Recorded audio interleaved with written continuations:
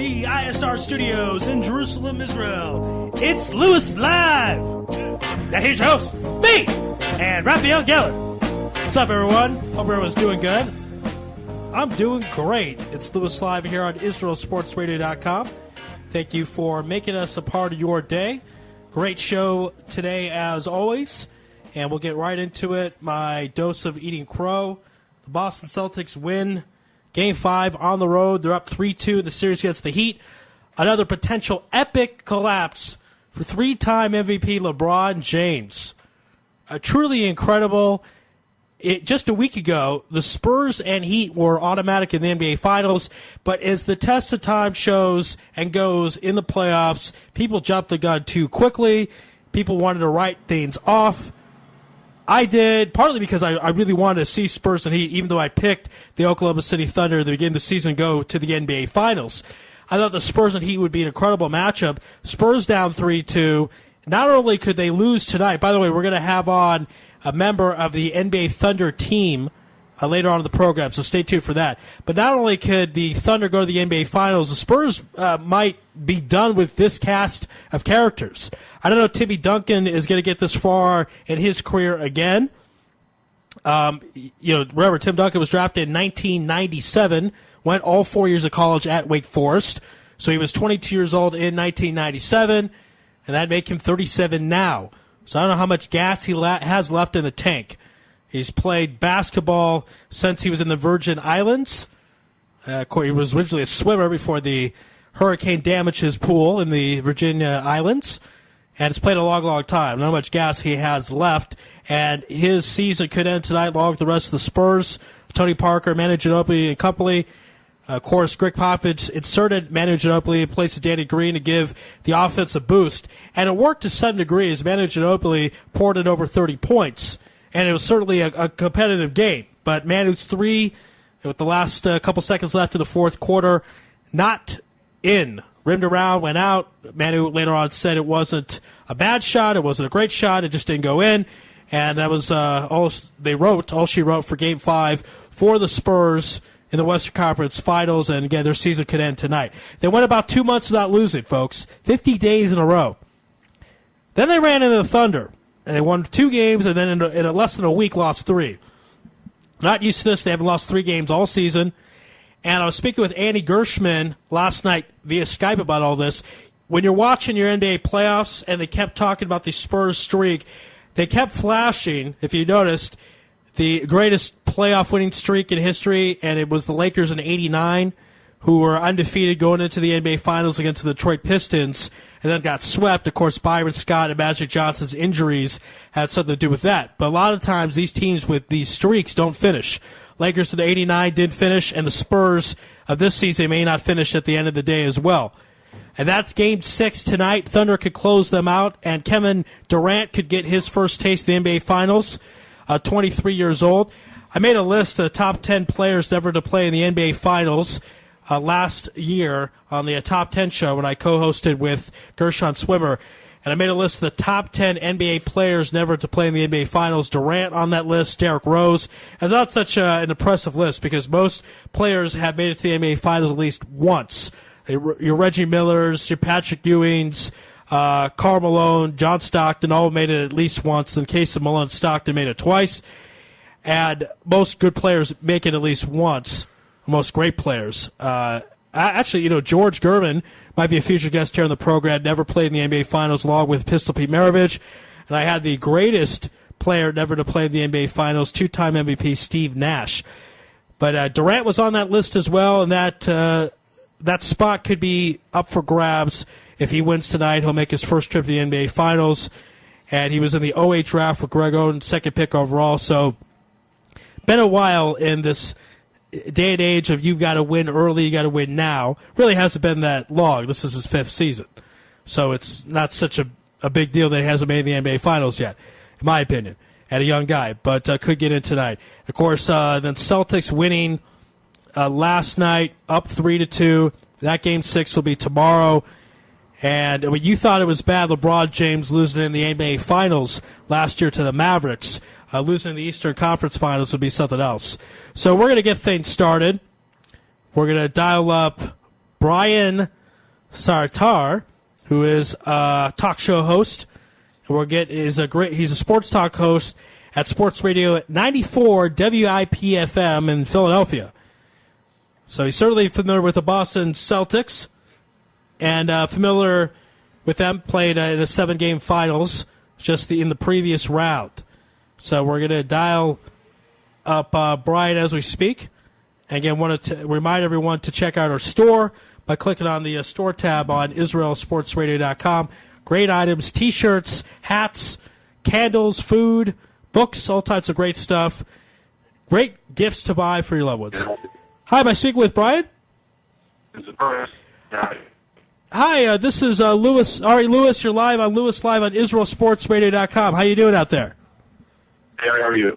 Hey, doing great. We're right in the midst of the NBA playoffs. Very exciting Eastern Conference Final Series, Game 5 tonight. Last night. But before we get into all that, let's talk about the National League East.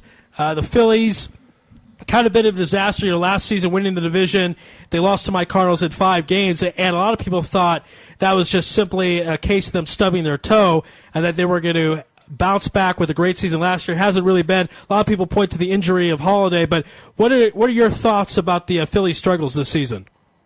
Well, I think anytime you take 3 out of your lineup, you're going to have some serious problems. Ryan Howard is 4 MVP, averaging either 40 months a season over a lot of profit out of the lineup.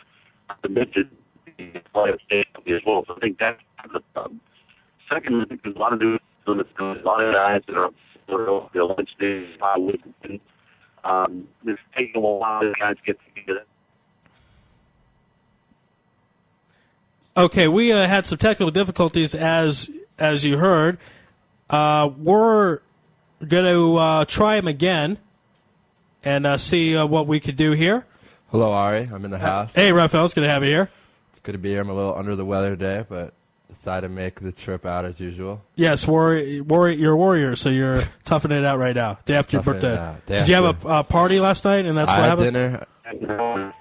Hi, I'm sorry we lost you there for a minute. Can you hear us now?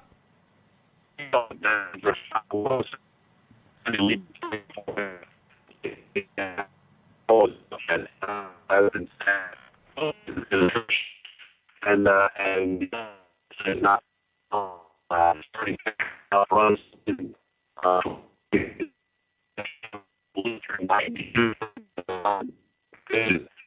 national.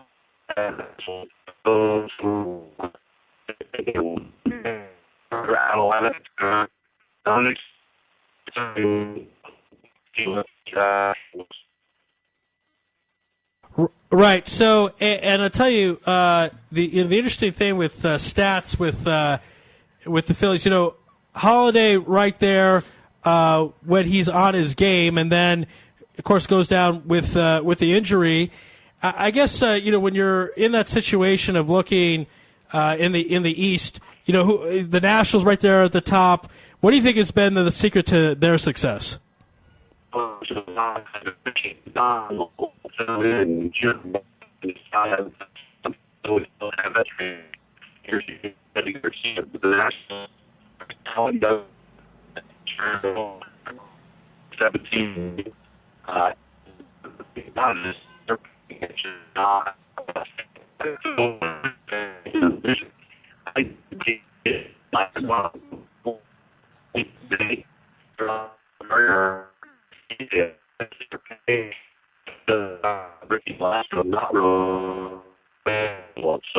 the Braves have been a little bit disappointing, and the Mets have been very surprising. But I prefer to win race between the Phillies, the Marlins, and the Nationals as time goes on. Hi, Brian. You're on right now with Raphael. Thank you so much for joining us. We had some technical difficulties I think we couldn't hear you until about 10 seconds ago. But now you sound fine. This is great. Now you sound fine. There could be a bad connection, but I think you're here with us. So if you just moved into outside, just stay there because this sounds great. Don't move. Don't move. Don't move, Brian. I won't move anywhere. Okay. All right. Great, Brian. So I wanted to talk to you a little bit about we have our Philly insider who does a lot of work for us and talks to us about updates of injuries. Rumors are Ryan Howard's down in spring training area getting ready to return from that horrible Achilles injury, and Chase Utley appears to not be coming back anytime soon. Do you have any inside scoop on or any prediction on when you think those two guys will be back in the infield? A lot of for the injury. In fact, injury.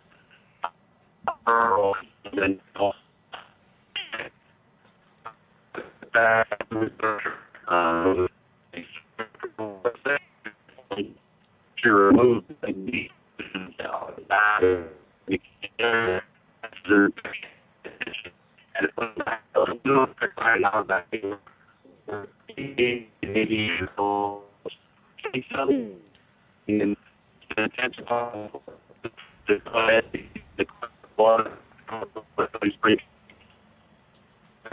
And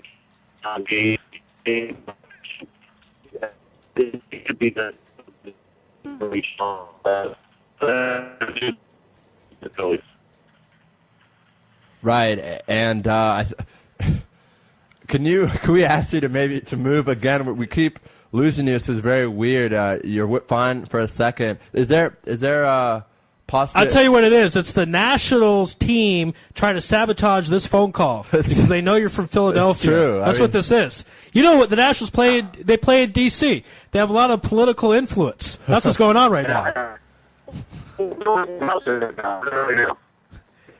There's still a little off. It got just a hair better there. I'm moving around. Nationals are nice little rival. Nice little rival. Try to keep out in the early part. I did work up and still travel, but. Oh, great! This is great.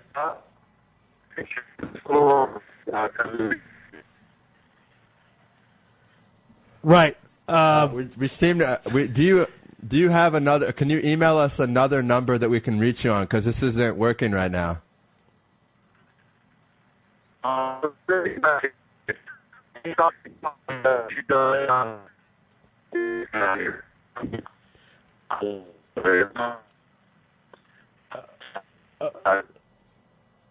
All right, so we lost the connection there again.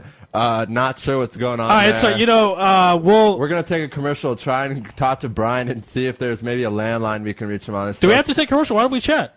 Why don't we chat? That game was something else. You know, Andy Gershman. I was speaking on Skype. You chat, all right? Okay. I will. I was speaking with Andy at Skype at 1 a.m. here, a little like 1:45, and he said, "So how about my C's tonight?" I said, "No chance." And again, it sucks to eat crow, and I don't know what the hell is going on with my predictions, and I apologize to everyone who counts on my predictions to make your sick gambling bets. Okay, we don't encourage gambling here on Lewis Live. You should enjoy my predictions so you go to your parties, and when you watch your games, say, ha, ha, ha, you know who's going to win, and then be right. That is the point of listening to Big Daddy Lou. That's the point, not to gamble. But for you idiots that gamble because I said the Heat, I mean, shame on you, but still shame on me for being wrong. So I don't know what the hell is going on. By the way, I'll tell you something. The Heat lose tomorrow night. Eric Spaghetti is out. He's out. He's gone. I mean, I'm shocked Pat Riley doesn't tap him on the shoulder and say, you know what, I'm coaching Game 6. Yeah. See ya. Well, it's the whole tipping point because if the Heat do win, they'll have Game 7 at home, and they'll probably win it. The Celtics are tired. They played, you would think, again, they keep disproving me, but they played 7 games against the Sixers, and they have a bunch of old guys we keep. And 6 against the Hawks? 6 against the Hawks. We keep being told that they're old, but they're disproving us. But imagine, I don't think David Stern wants a Celtics-Thunder series. It would be decent, but it's not as sexy as Miami. Actually, Miami, period. If it was Miami or against Oklahoma or Miami against the San Antonio Spurs, that would be pretty good ratings because of obviously the LeBron factor. A lot of people tuning in to watch him lose. Honestly, I think Miami Thunder would be better ratings. Because LeBron versus Kevin Durant. Yeah, I mean. Okay. I mean, look, I'm watching it either way. I don't know how much I would get up for the Celtics. You're going to watch it, though, Ari? I'm actually, for the NBA Finals, I'm going to stay up. You'll stay up with me? We're going to watch it together at your place. I'll be honored. Yeah. I've been kind of watching the playoffs alone, so it'll be good to have. I'm going to take I don't get really interested until the NBA Finals. Okay, well. I am interested, but it's hard to stay up every single night over and over and over. But for the NBA Finals, it's worth it. It is. It could be why I'm sick, actually, matter of fact. That could be a very good explanation. Right. Right, but it's worth being sick for the NBA Finals. Yeah, definitely. And as I already mentioned, guys, I watched the game last night, of course. Bad decision, but I did. And for the longest time, it really seemed the Heat were going to win. And then suddenly, out of nowhere, it was really KG who led this team last night. And the heart and soul of the Celtics. And the truth. In the commercial, or excuse me, the interview after the game with, I forget her name, the ESPN sideline reporter. Is that cute one? It's not the cute one. It's the older one, but she's still attractive in her way. Yeah. Anyway, back to sports. Hey! Liking chick reporters is a part of sports. That's true. Aaron Andrews and beer.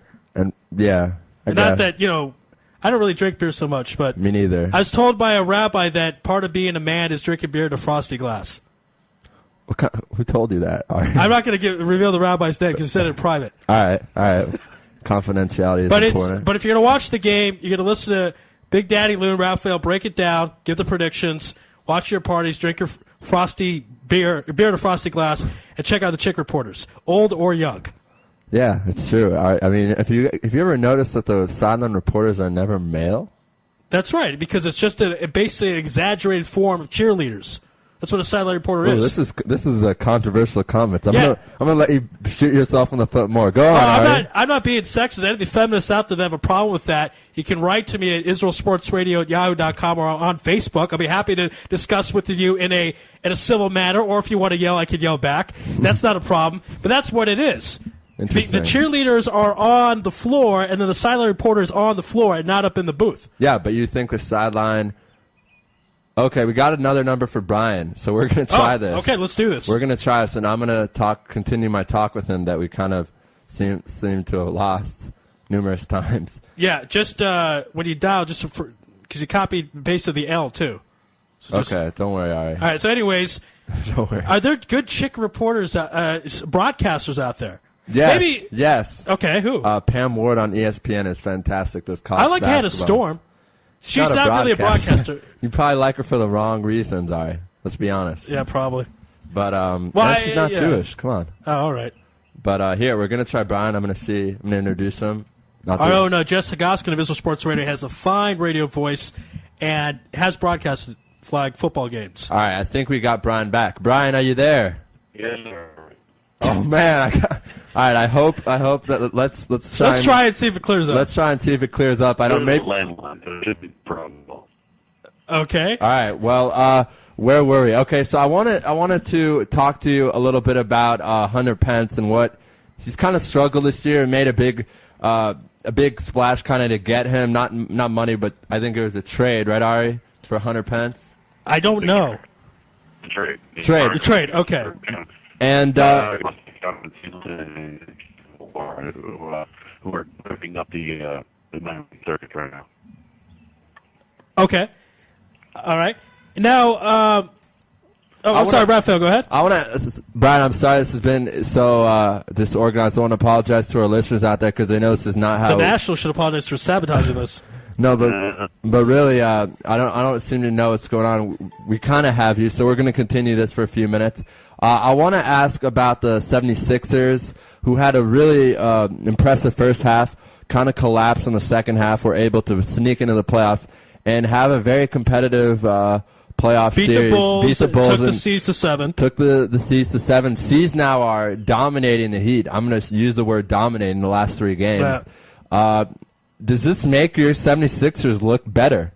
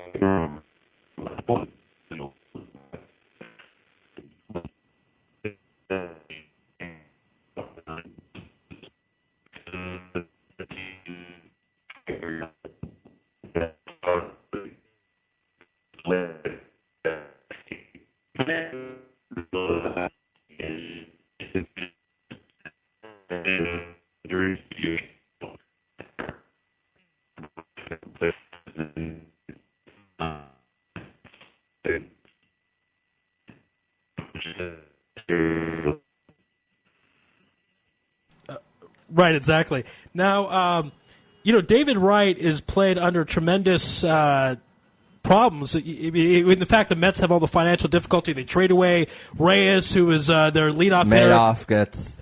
Madoff ruins the team with all the scam.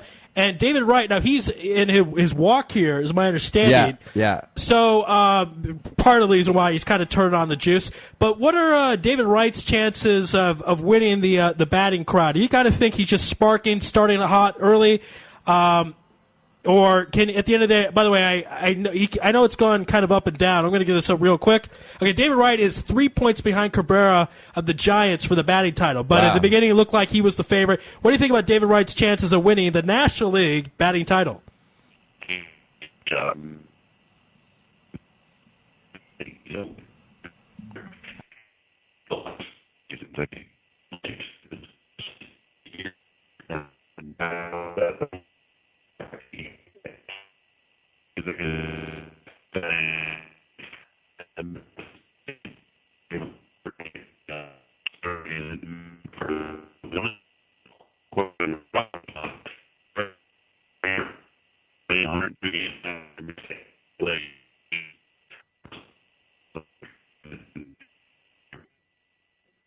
All right, and your guy Ruiz from the Phillies. People kind of forget about him. He's a little bit under the radar because with all the big names are usually in Philly. Cabrera and Wright a little bit more famous than Ruiz. With all due respect. And as I just said, all right, Hunter Pence, Ryan Howard, Chase Utley, and Jimmy Rollins, guys who are usually having good seasons. And I guess Jason Worth before he signed with the Nationals. But all right, go ahead with. Yeah, well, I mean, he's not. You wouldn't think he's the Phillies' best player, but here's at batting at 358, and he's only 7 points back of Cabrera for the title. So let's talk. We talked about Wright's chances of winning the National League batting title. What about Ruiz from the Phillies?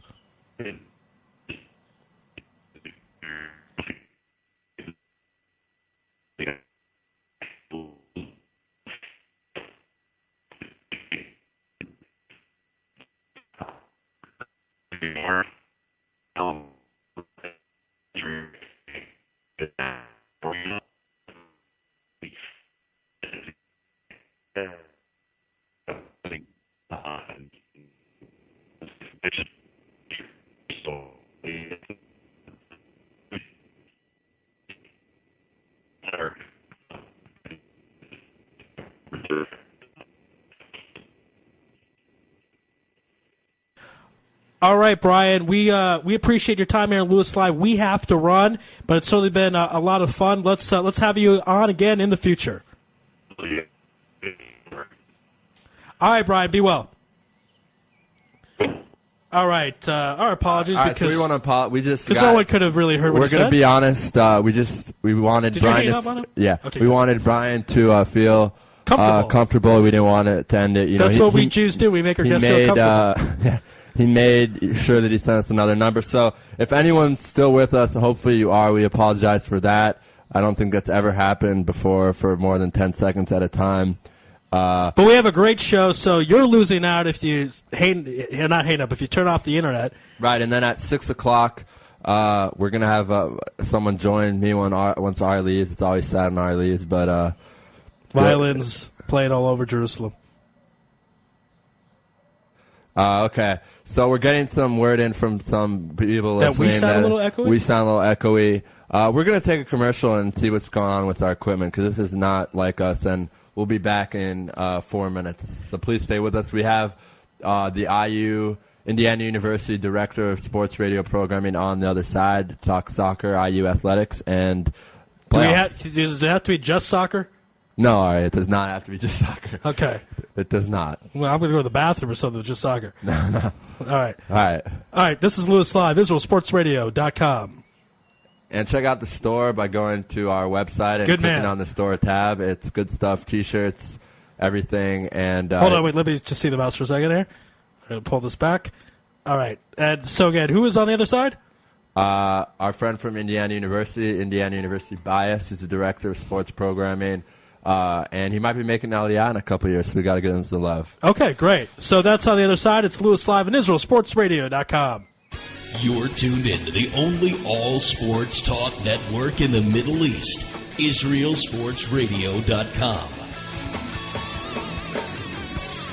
Body and Soul Gym in the heart of Talpiot. Great machines, excellent staff, and wonderful classes such as Pilates, yoga, and kickboxing. Give them a call at 02-678-8861. Once again, that's 02-678-8861. www.body-soul.co.il. Once again, that's www.body-soul.co.il. That's Body and Soul in the heart of Talpiot, which is great for your body and your soul.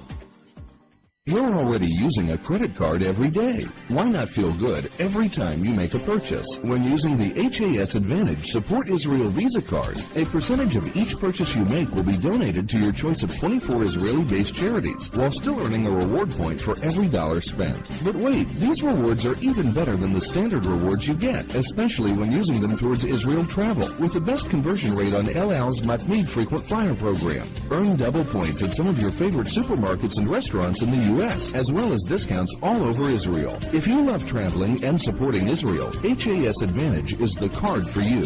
Just give us a call toll-free at 1-866-6-ISRAEL. Sign up right now with the code ISR10 to earn 2,500 bonus points. That's 1-866-647-7235. HAS Advantage. Earn rewards. Support Israel. Offer valid for U.S. citizens only. Terms and conditions do apply. When dialing from within Israel, please dial 1-800-200-818.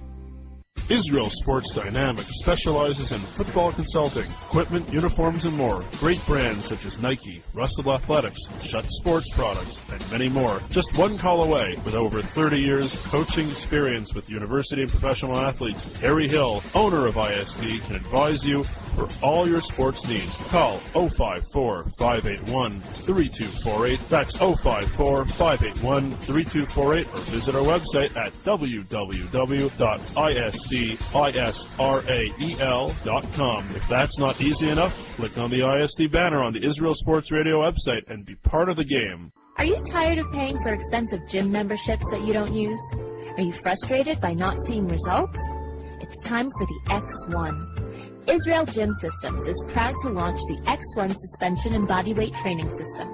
Lose weight, build muscle, improve balance, coordination, and flexibility. With your purchase of the X1, you'll receive a free membership to IsraelGym.com and access to our archives of videos and exercise plans. Sign up today at www.israelgym.com and get ready for the new you. Israel Gym X1. Higia Hazman. DJ Venom, DJ Venom, DJ Venom, DJing parties throughout Israel, birthday parties, weddings, club events, bar mitzvahs, bat mitzvahs, and much more. You pick the type of music, and DJ Venom will turn your event into the party of the year. Available Sunday through Thursday. Call 052-952-6506 or email djvenom1984@yahoo.com. That's 052-952-6506 or email djvenom1984@yahoo.com.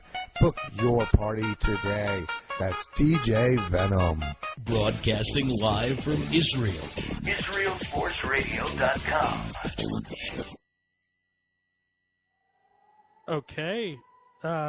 We're back on the air. This is live radio. There is some huge siren going outside.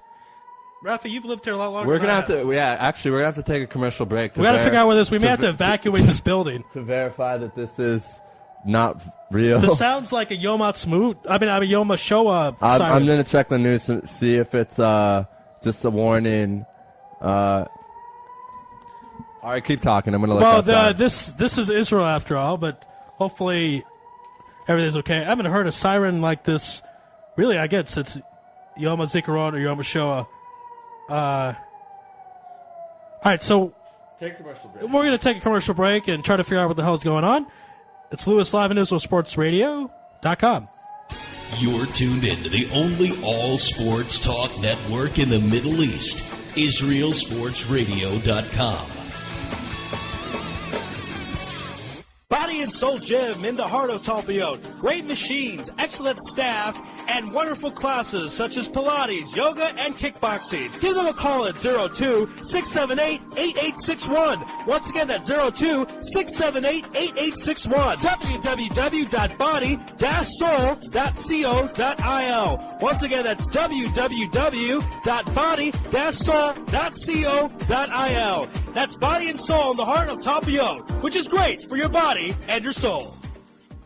You're already using a credit card every day. Why not feel good every time you make a purchase? When using the HAS Advantage Support Israel Visa card, a percentage of each purchase you make will be donated to your choice of 24 Israeli-based charities, while still earning a reward point for every dollar spent. But wait, these rewards are even better than the standard rewards you get, especially when using them towards Israel travel, with the best conversion rate on El Al's Matmeed frequent flyer program. Earn double points at some of your favorite supermarkets and restaurants in the U.S., as well as discounts all over Israel. If you love traveling and supporting Israel, HAS Advantage is the card for you. Just give us a call toll-free at 1-866-6-ISRAEL. Sign up right now with the code ISR10 to earn 2,500 bonus points. That's 1-866-647-7235. HAS Advantage. Earn rewards. Support Israel. Offer valid for U.S. citizens only. Terms and conditions do apply. When dialing from within Israel, please dial 1-800-200-818.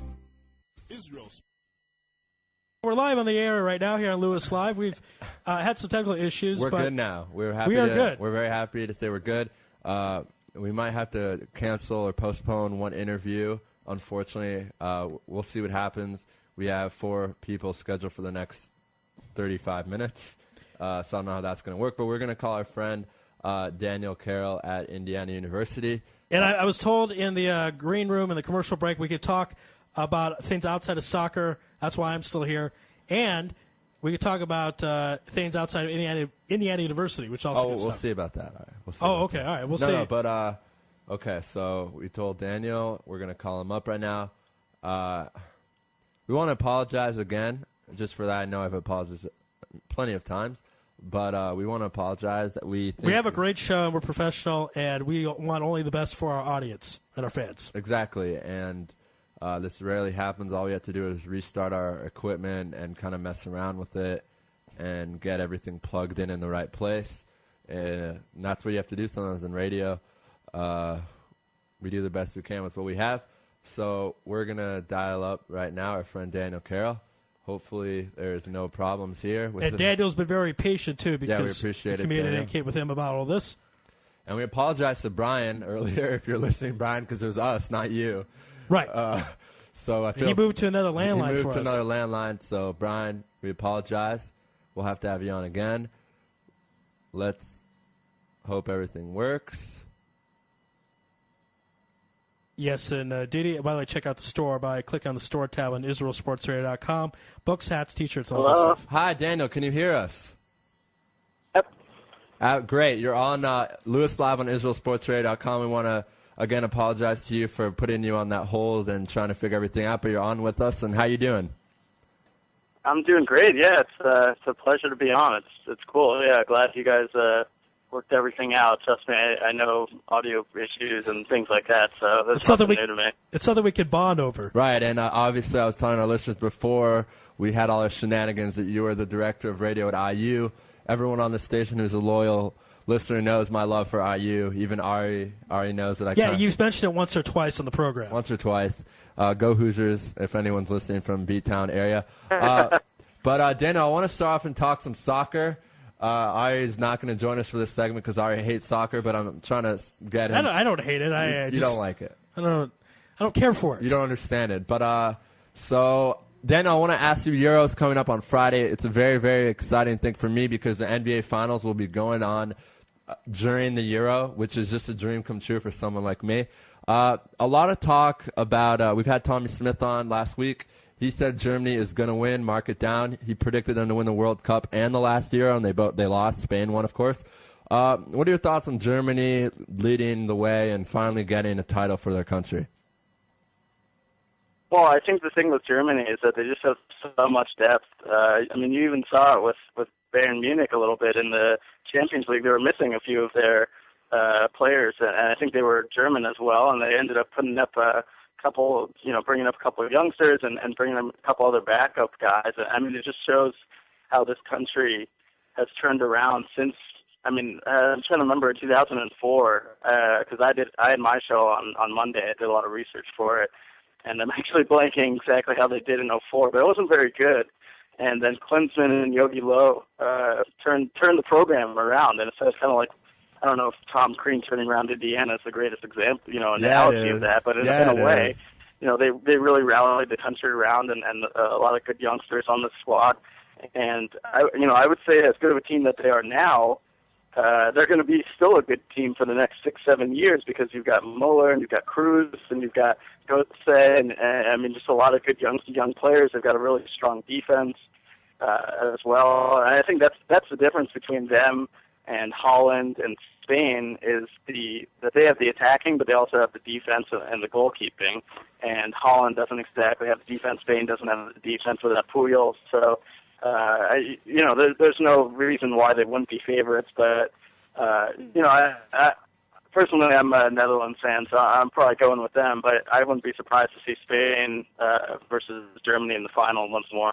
Right, and as you mentioned, Netherlands, one of their main concerns, actually their biggest concern in my opinion, is definitely defense, and we'll see what happens there. But Spain also, Puyol is instrumental. The heart and soul of this team, has done everything for Barca the last few years, and it was sad to see that he was out. A lot of guys are out this tournament from all over Europe. England, I want to talk about that next. England seems to lose someone every day. What are your thoughts on England's chances in a pretty interesting group? Maybe not the best group, but a lot of talent in the group. Yeah, I think that's going to be a good group to watch, Group D, because when you've got, even Sweden's not too bad, and Ukraine on their home soil plus Shevchenko is in, so who knows how they'll do. And here's the thing with England, the way I see it, is that Roy Hodgson knows that they're not going to win this tournament, so he's just picking a squad kind of, I wouldn't even say for the future, he's just picking a squad to partially appease the media and the fans and partially whatever. I wouldn't be surprised if they don't even make it out of the group stage, because not only are they not good, but notoriously in tournaments they're awful. And they didn't even make it to the Euros last time. That was a different story, but when you fire your manager in February and you have a tournament coming up in June, the new manager's not going to have a lot of time to find his kind of guys and his players and figure out who's really the best for the squad. And so, the way I see it is that England's kind of chalked it off as, we're just going to go out there, play 3 games, try our best, probably going to lose all, well, I wouldn't say lose all of them, but probably not going to make it out. If we do, then, even better. I think they're just trying to lower the expectations, to be honest, and just really focus and look forward to World Cup 2014.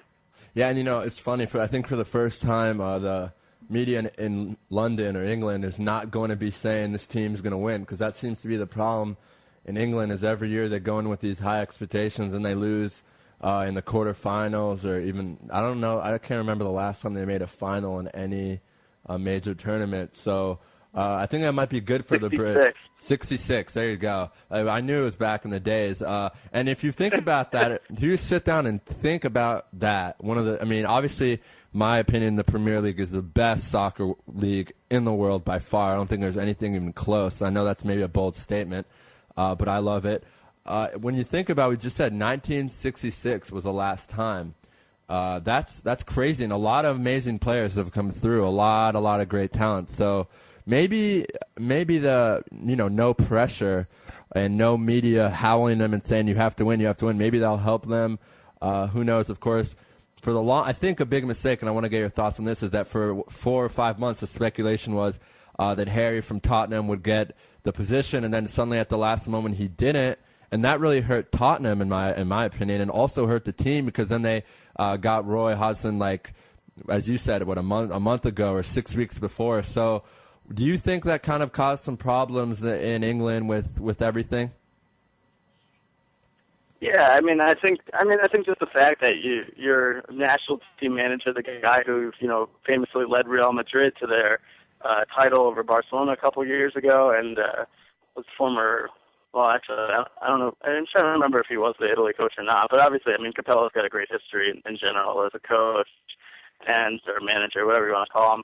And yeah, I mean, it puts the country in turmoil, I think. And you know, I'm sure the speculation. I heard your interview, by the way, your guys' interview with Tommy. It was great. Thanks. And I agree. I mean, I think that the speculation, you know, kind of caused a little bit of unrest in the training room in Northwest London, because you know, you think about it, you don't know if your coach is really either going to be around or if he's going to be paying attention to you guys. Might cause you a little bit of unrest while you're training, and you need to have good training sessions to put it on the field. And if you have some bad training sessions, it's going to come out bad on the field. And I think that's kind of what happened. I'm just looking at that from my former high school all the way up to high school playing career. But I mean, whenever we had a bad practice or something, it usually came out that way in the next game.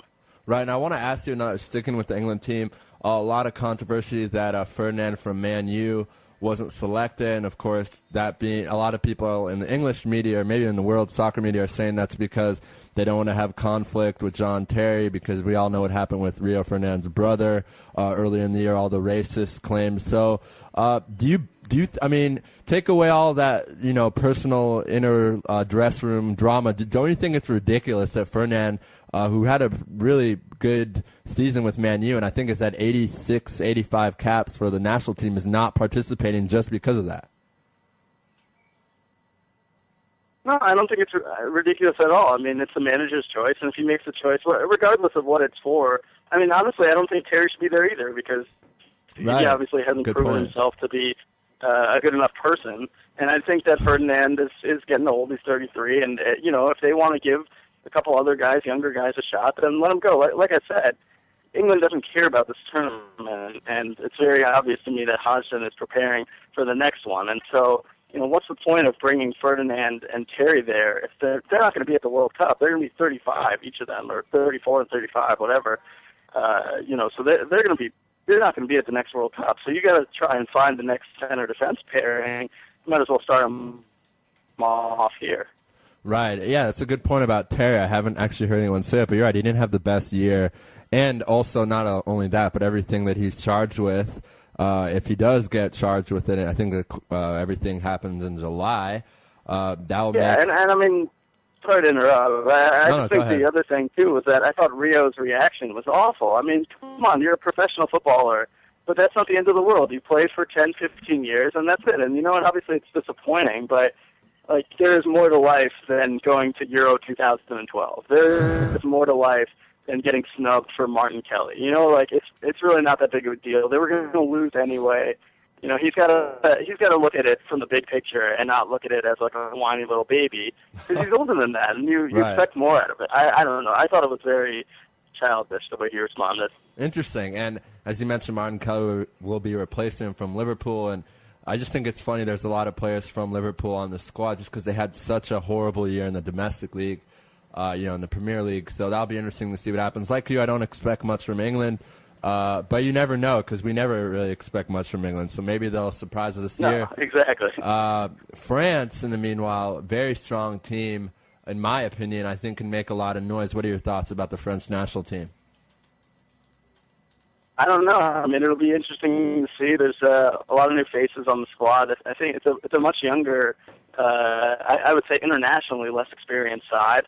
But it's a lot of guys coming in off good seasons. They have a couple guys from Montpellier just won the league, and they brought in Villa and some other good youngsters that are, they might only have 4 or 5 caps to their names, but they had excellent seasons. And if they kind of all put it together, maybe they can end up having a good tournament. I could easily see them, because I think they have the quality to go into the semis, but I think it all depends on, the one thing about the French squad is that almost everybody's playing on a different squad. So, and I think anyone who's ever played organized sports knows that, if you put yourself in a new group with different people, it takes a little while to adjust, to get the chemistry, to figure out, to know instinctually, is this guy going to make a forward run to his right, to his left? Where does he like the ball? To his feet? And to be able to think of that in a fraction of a second takes a little while. So if they can all gel together, and work together, I think they certainly have the talent to go a long way. And like I said, I think on my show on Monday, I picked them to go into the semis. Wow. Okay. Very interesting stuff there. We'll see what happens there. As you mentioned, you're a big Netherlands fan. We'll see what happens. Obviously very strong midfield and attacking presence for the Dutch, or the Orange, is like what they go by. Switching now, we have about 2 minutes left, and again, I want to apologize that we haven't had enough time, but our whole programming's kind of got messed up, so we'd love to have you on again. But I want to talk to you about the Israel national team, because I know you watch, I know you're a fan, I follow you on Twitter, and I want to get your thoughts on the 2-0 game or match against Germany a few days back. It was just uninspired. I mean, you could just from the way I was watching the Israeli squad, you could just tell they weren't into it. I mean, to be honest, Germany wasn't into it that much either, but they just are way more talented, and Israel knew that. It was just one of those games where Israel knew the outcome didn't matter, and it showed on the field. And I mean, the other funny thing too is the fact that it was pouring rain in Leipzig in Austria, and it just looked like the Israelis were so out of place. Like, what is this water falling down from the sky that normally doesn't happen any time, right now? So I just thought I thought it was a little ironic, and I just thought their play looked very stale, it was kind of like, I don't know if you saw it, it was someone like Team USA last Sunday against Canada. I mean, it was just pretty uninspired football, and wasn't exactly fun to watch. I mean, to be honest, they didn't even look that much better against the Czech Republic as Israel did. And I mean, obviously the scoreline showed that too, giving up that late goal. Yeah, I'm not gonna lie to you. Unfortunately, I'm also a Canadian citizen, so when the Canadian national team plays the United States national team, I actually root for Canada because all my family lives there.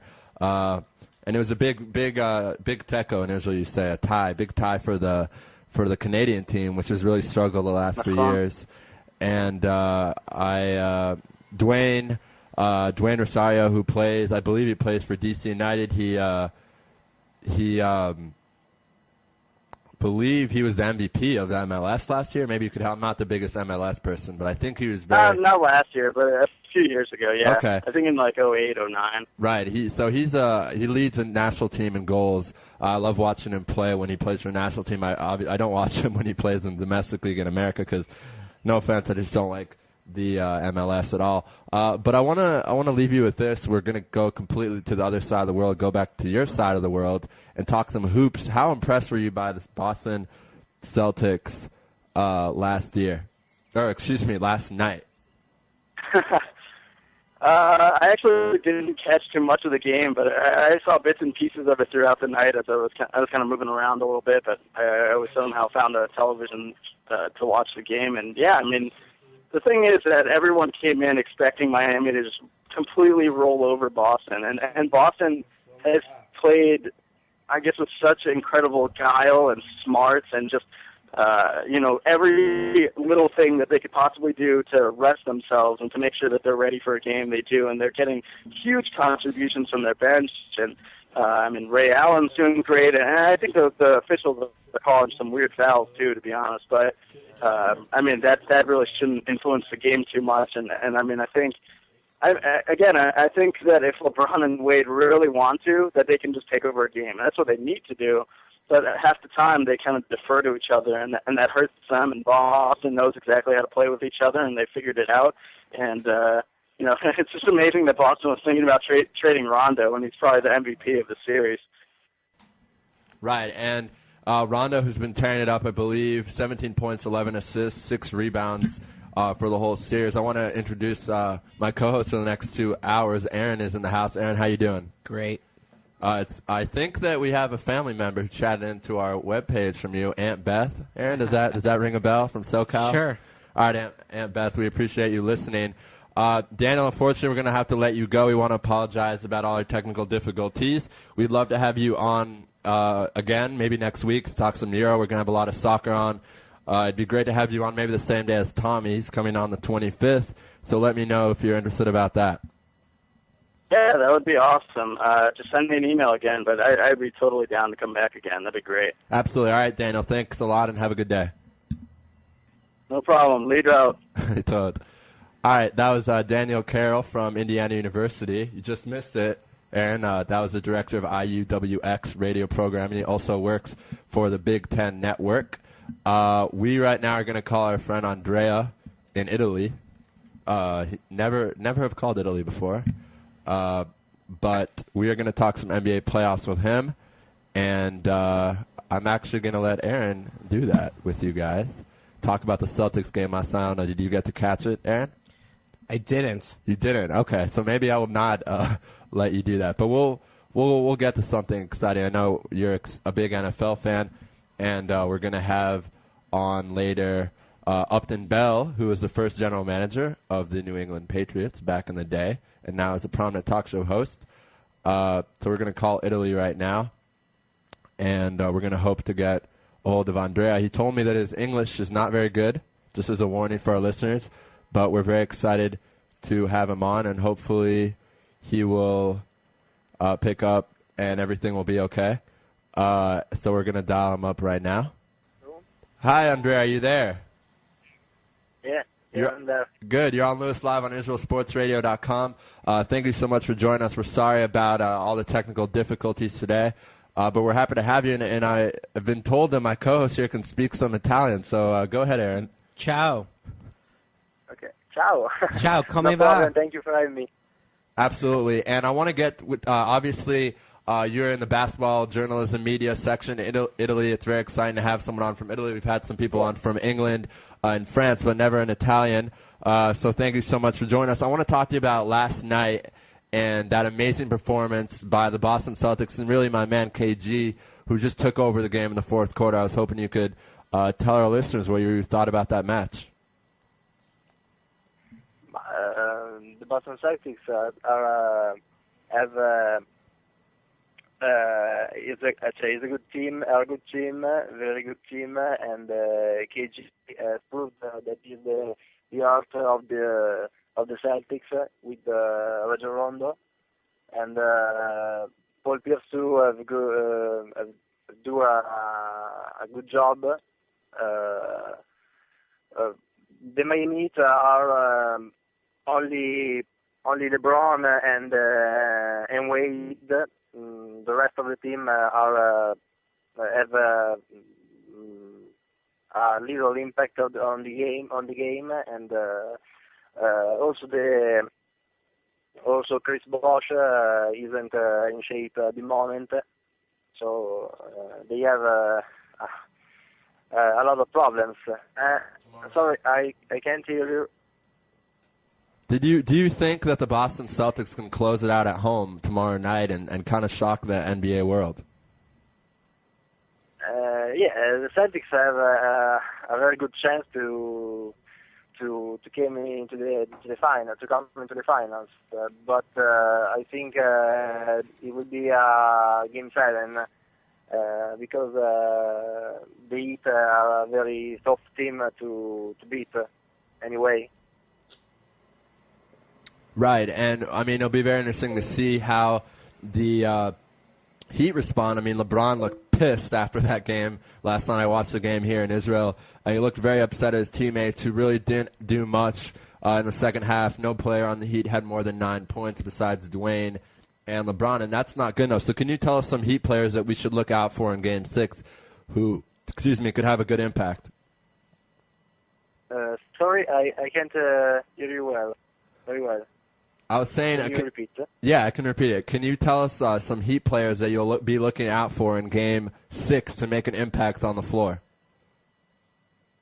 The player? That? Heat players, Miami Heat players. In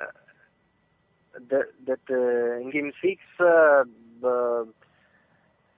they have to improve is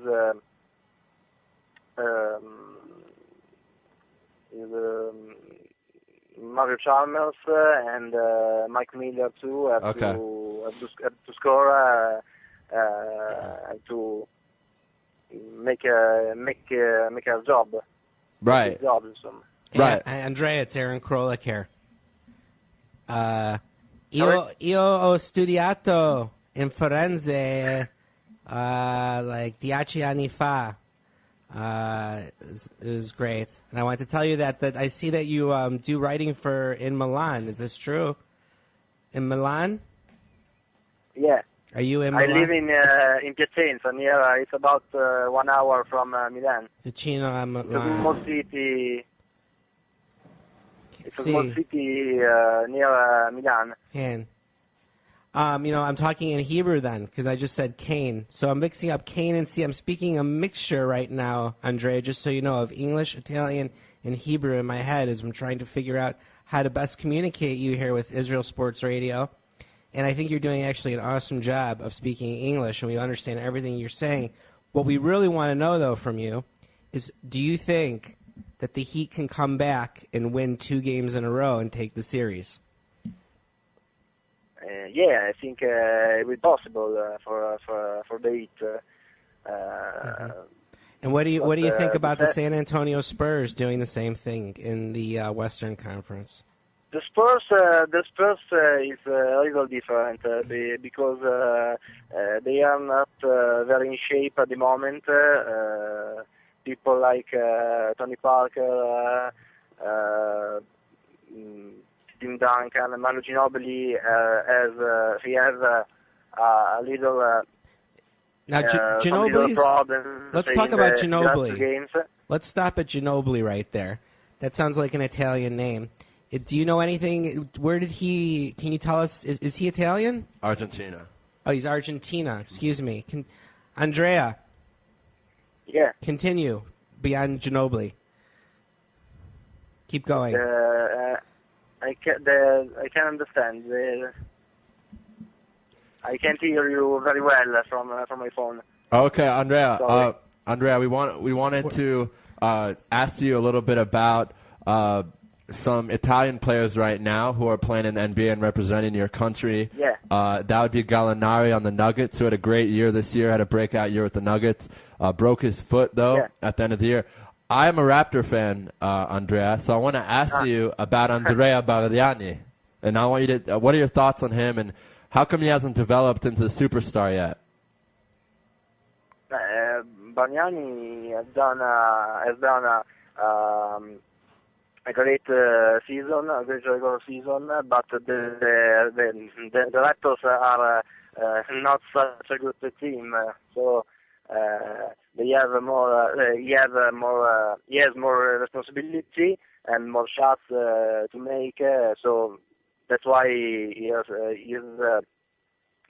increased his statistics. But it's a good player, a top player for the league. I think one of the best power forwards in the NBA. Aside for basketball, we have about 2 more minutes with you before we switch. It's Aaron again, Andrea, and we thank you for having you on Israel Sports Radio today. It's nice to connect. It's nice to see our station globally connect with other sports writers. And we're actually taking a look at your Facebook page right now, and we're reading up about you, and that's what this is about, connecting. And we wanted to just ask you, what. With the minute we have left, what is hot right now in Italy?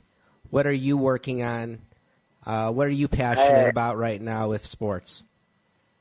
I'm working for two free sites, online sites about basketball and other sports news, like ipsanews.info and itsport.com. And I also collaborate with Eurobasket.com from providing news from Italy, news or rumors from Italy. Right, and Italian leagues. And Andrea, we're going to be having the general manager of Armani Milan on. I believe his name is, maybe Aaron can help me with his pronunciation. Aaron, want to give it a shot?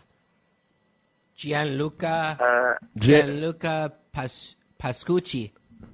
Okay, the GM of Olympia Milan. Yes, we're going to be having him on our show. We're very excited about that. We connected with him about 3 days ago. He agreed to come on, and we're very excited about that. So This year, the Milan team was very strong. They played our Maccabi Tel Aviv. I'm sure you know a lot about Maccabi Tel Aviv, writing for Eurobasket. I want to ask you and let you go with this question, Andrea. What are your thoughts on Maccabi Tel Aviv and what they bring to European basketball? Maccabi Tel Aviv is one of the best team in Europe. They have a really good organization and great players too. So they have all to compete with the best in Europe.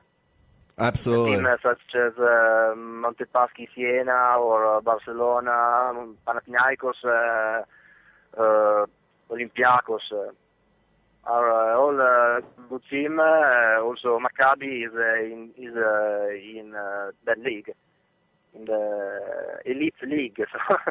Okay. Well, Andrea, we want to thank you so much for coming on the show today and giving us some perspective from Italia. Good luck to your team in the Euro this upcoming weekend. Okay. Good talking to you, Andrea. Sorry? Good talking to you.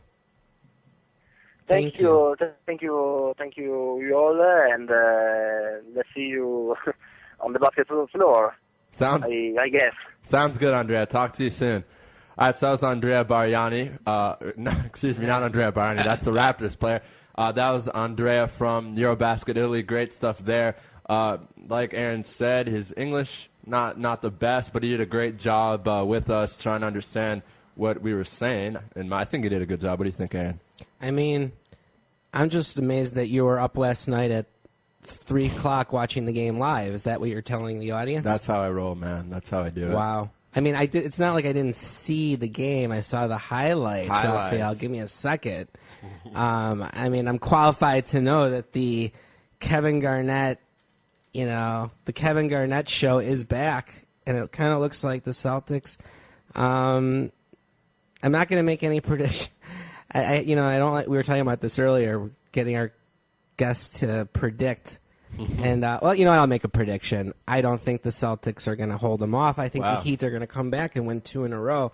It's a crazy world, and we know that firsthand because, we're in Israel. Exactly. And now we're going to dial up our next guest, Zach Woosley from a soccer writer, does a lot of stuff. And we're going to talk to him about Euro and all the exciting stuff going on right now in the soccer world. And then we're going to talk to... Hi, am I speaking with Zach?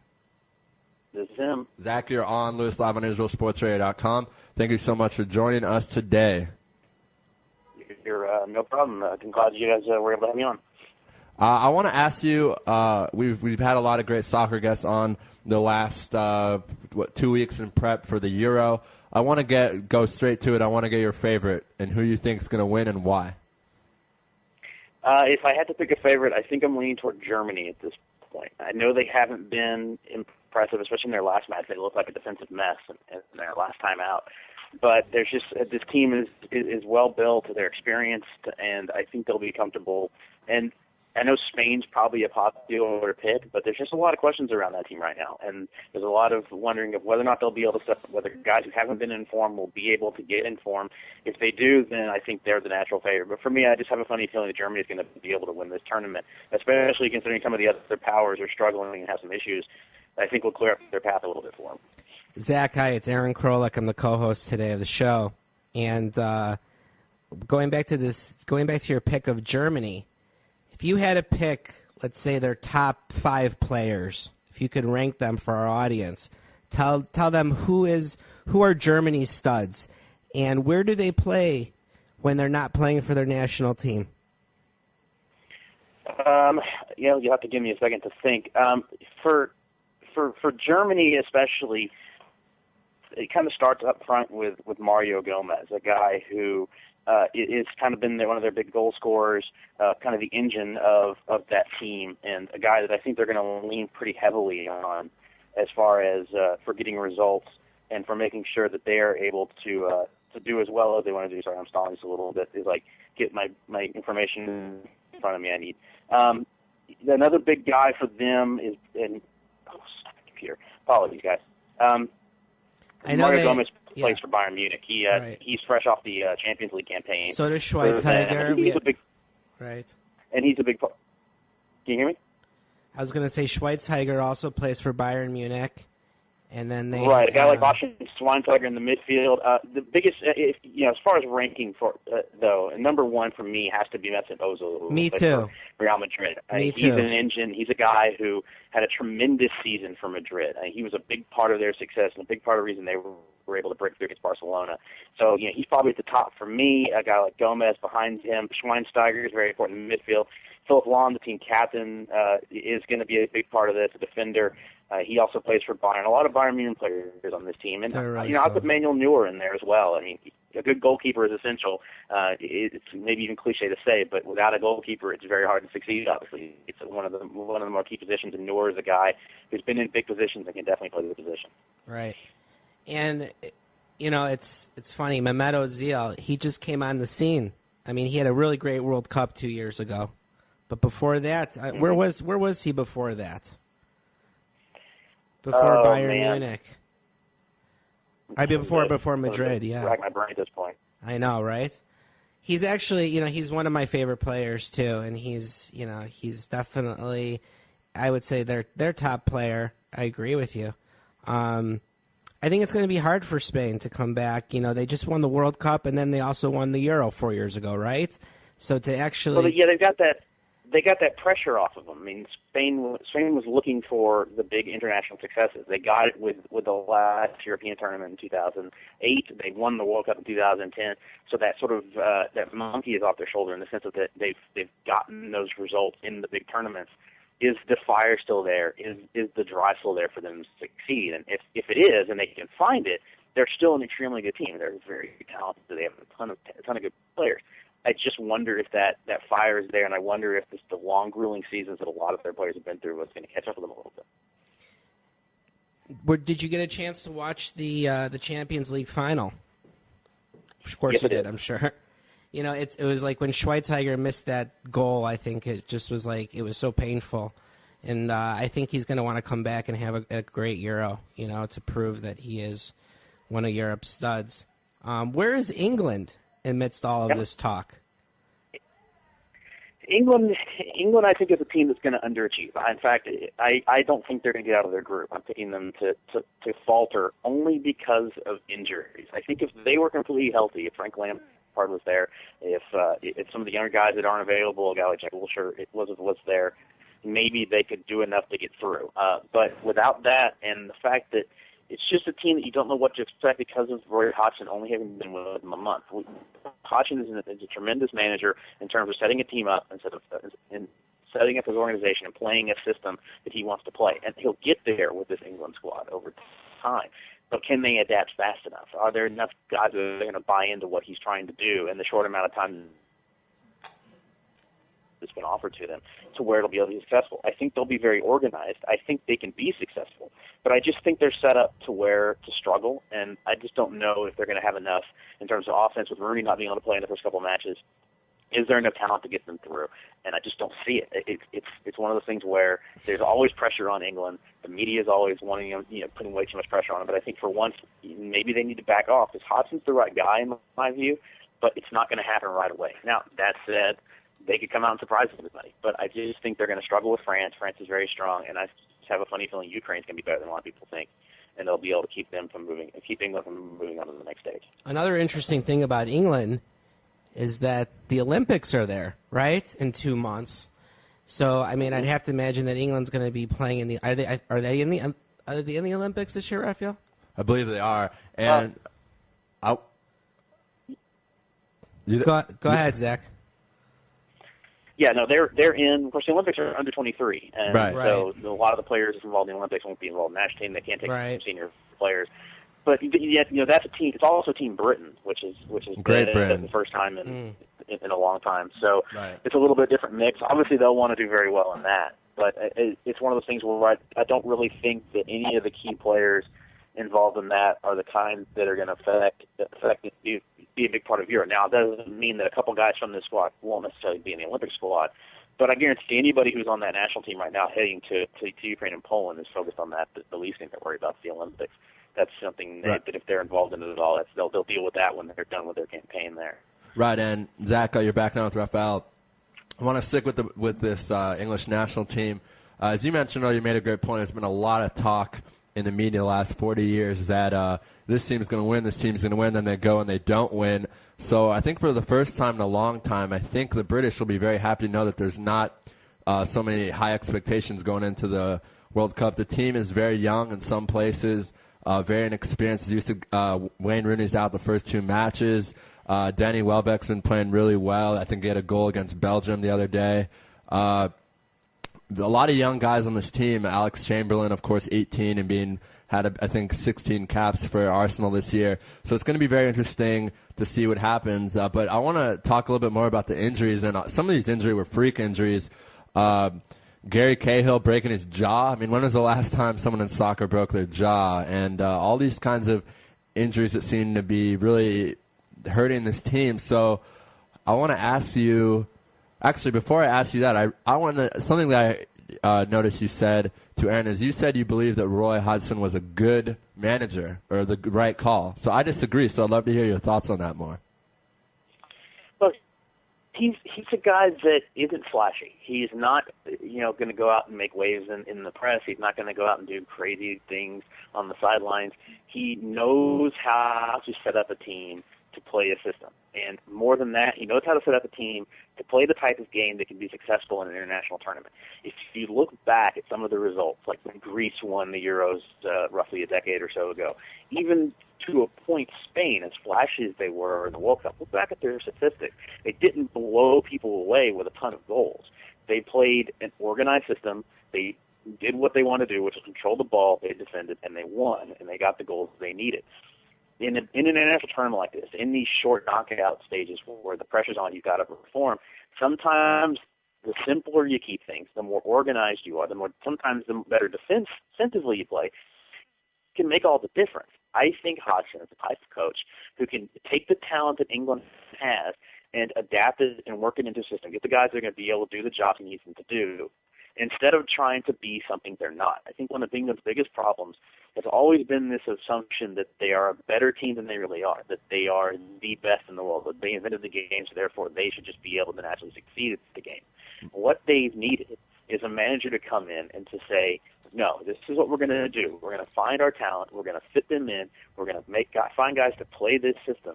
And I think it can be effective at the international level. I think Hodgson can do a really good job with this, because I think for once you're going to have a manager that doesn't care about the egos. It's going to look past a lot of the stuff that's entered in the past and simply try to put together a team. And Hodgson's success right away, I don't think is going to be there. I think the success will be long-term as long as he's given time by the FA to do it. Right, but I think something that I won't say I'm a Spurs fan. I'll say I know a lot of Spurs fans, and they were devastated. Well, I don't know if they were devastated. They wanted Harry to stay, obviously, but as soon as all that speculation started in January that he was going to take over, February, March, the Spurs played horrible. There's no other way to put it. They were in contention for maybe a top finish, but definitely top 3. Can you talk a little about that? Do you think that Harry's rumors that he was going to be the new coach kind of caused problems in the dressing room in London? Well, it's one of those things we'll probably never know, but I certainly think it is a correlation. You can't not be affected by the things that are swirling around in the press. I mean, we've seen in many sports that if enough nonsense gets going, enough rumors get going, people are going to get distracted. That's your natural reaction. And if you're a player and you're wondering, well, what's the future going to be? Is he going to be there? Is my contract's coming up? Should I make a decision? Should I start trying to go somewhere else? So those little things can add up and distract a football team. And did it even distract Harry? It's certainly possible. Spurs fans, the ones that I know and that I talk to, it's always a mixed reaction about Redknapp. You got some who really like him and some who were excited about the things they wanted them to believe because they don't like him. Whatever you're feeling about Redknapp is, he's done a lot of good things with the Spurs side. But one thing that they have done is in key moments they haven't gotten the job done. And that's what happened again for him this season. And it was disappointing, and it didn't help either that they get their hearts ripped out at the end after finishing fourth and then losing their spot because Chelsea went out and won the Champions League. So I think it was a distraction. And you know what? Maybe this, with Harry's connection to England done, with all of that done, maybe they can come back next season and rebound, as long as Harry can hold on to key guys, because you know that the Waters are going to be hunting. The Sharks will be in the water looking for guys like Gareth Bell, Exactly. Luka Modric, and signing. Gareth, so holding on to guys like that or replacing them is going to be key. Right, and Gareth Bell is actually my favorite player in quote-unquote Great Britain, of course, because he's not from England. And I believe there's a lot of controversy about him playing this year in the Olympics, but we won't be getting into that. But he's an amazing, amazing talent, really helped the Spurs this year. A lot of rumors that he's going to leave, a lot of rumors he's going to stay. I think we're going to see what happens with that. I believe, I could be wrong, based on your accent, I'm guessing that you are based out of America. Is that correct, Zach?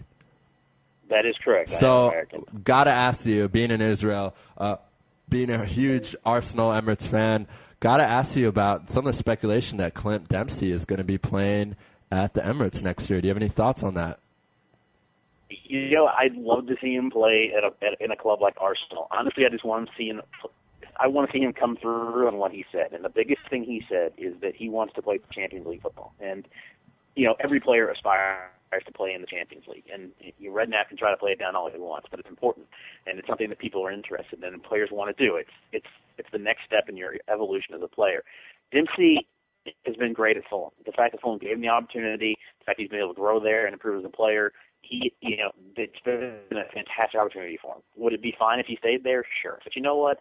Sometimes it's better to move on, and I just want Dempsey to move on to a team where he can play at the top levels in Europe, both for him personally and for as a chance to a further exposure of American soccer. If it's Arsenal, great. If he fits in and he works there and he can play, that's perfect. The key thing is being able to play. He doesn't need to go somewhere where he's going to sit on the bench or be behind other guys. So if Arsenal's the place for him, I'd be fine with that. If going to Spain, a tiny team like Malaga, who has got Champions League ambitions, maybe Germany, a team like Mönchengladbach, something like that, whatever works for him as far as his happiness and his family, but also being able to play. Because the last thing I want him to do is go somewhere he's going to sit on the bench. I don't think that necessarily would happen to Arsenal, but there's some talent in that midfield. And you have to just make sure he picks a place where he's going to be able to play. Because the one thing that Dempsey needs to do is just have time. Because, A, it helps the American national team because we need him as fit and playing as much as possible. But also just for the fact that a player that good who's made such a inways with Fulham become a player that people are talking about. I just don't want him to go somewhere and disappear. Absolutely. And Zach, unfortunately, we have to go. We appreciate your time. Love to have you on again throughout the Euro. We're really going to pick it up here at Israel Sports Radio with our soccer coverage, and you provided some great analysis, so thank you for coming on today. Thanks, Zach. Thanks for having me on, guys. All right, Zach. That was Zach Woosley. He covers soccer for a lot of different magazines and different publications, SB Nation Soccer, managing editor for the Dynamo Theory, World Soccer Reader, and was a producer and on-air talent for Champions Soccer Radio Network, which is actually a pretty cool network. I've heard of it. Okay, so now we're not going to go to commercial, and again, we want to apologize for everything today. It's been a crazy day with our equipment just randomly shutting off during our show. That never happens, but we're back on, and we're going to be calling our good friend Jim Williams, and I'm very happy to say that Aaron has never spoken to Jim. Jim is a very loyal friend of the network, so I hope you enjoy it, Aaron. Who is Jim Williams? Who is Jim Williams? Jim Williams is a 7-time Emmy Award winner who provides, in my opinion, the best analysis of every sport. You will see for yourself. Here we go. We have him on for 15 minutes. Then we have Gina Miller from Texas. Then we have Steve. Then we have Upton Bell, which is really the crown of the show. And then Stephen Howard on the show. And then we'll tell you about tomorrow's guests. And everything going. Hi, Jim. You're on Lewis Live on Israel Sports Radio. How are you doing? I'm well, thanks. Jim, I just want to introduce you to a new co-host today. His name is Aaron. I'm not trying to pronounce his last name, so I'll let him. Jim, it's Aaron Krolek. Hi. Krolek. Okay, got it.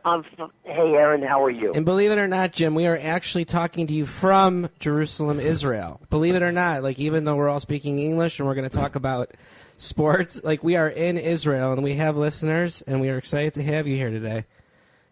I'm very happy, and it's always a pleasure to be heard throughout Israel, and I know that there's a lot of sports fans there, and I know that we're going to talk some soccer, some basketball, and heaven knows what when Raphael's in charge. So we'll figure it out. Right, Jim. And I want to start off with some NBA.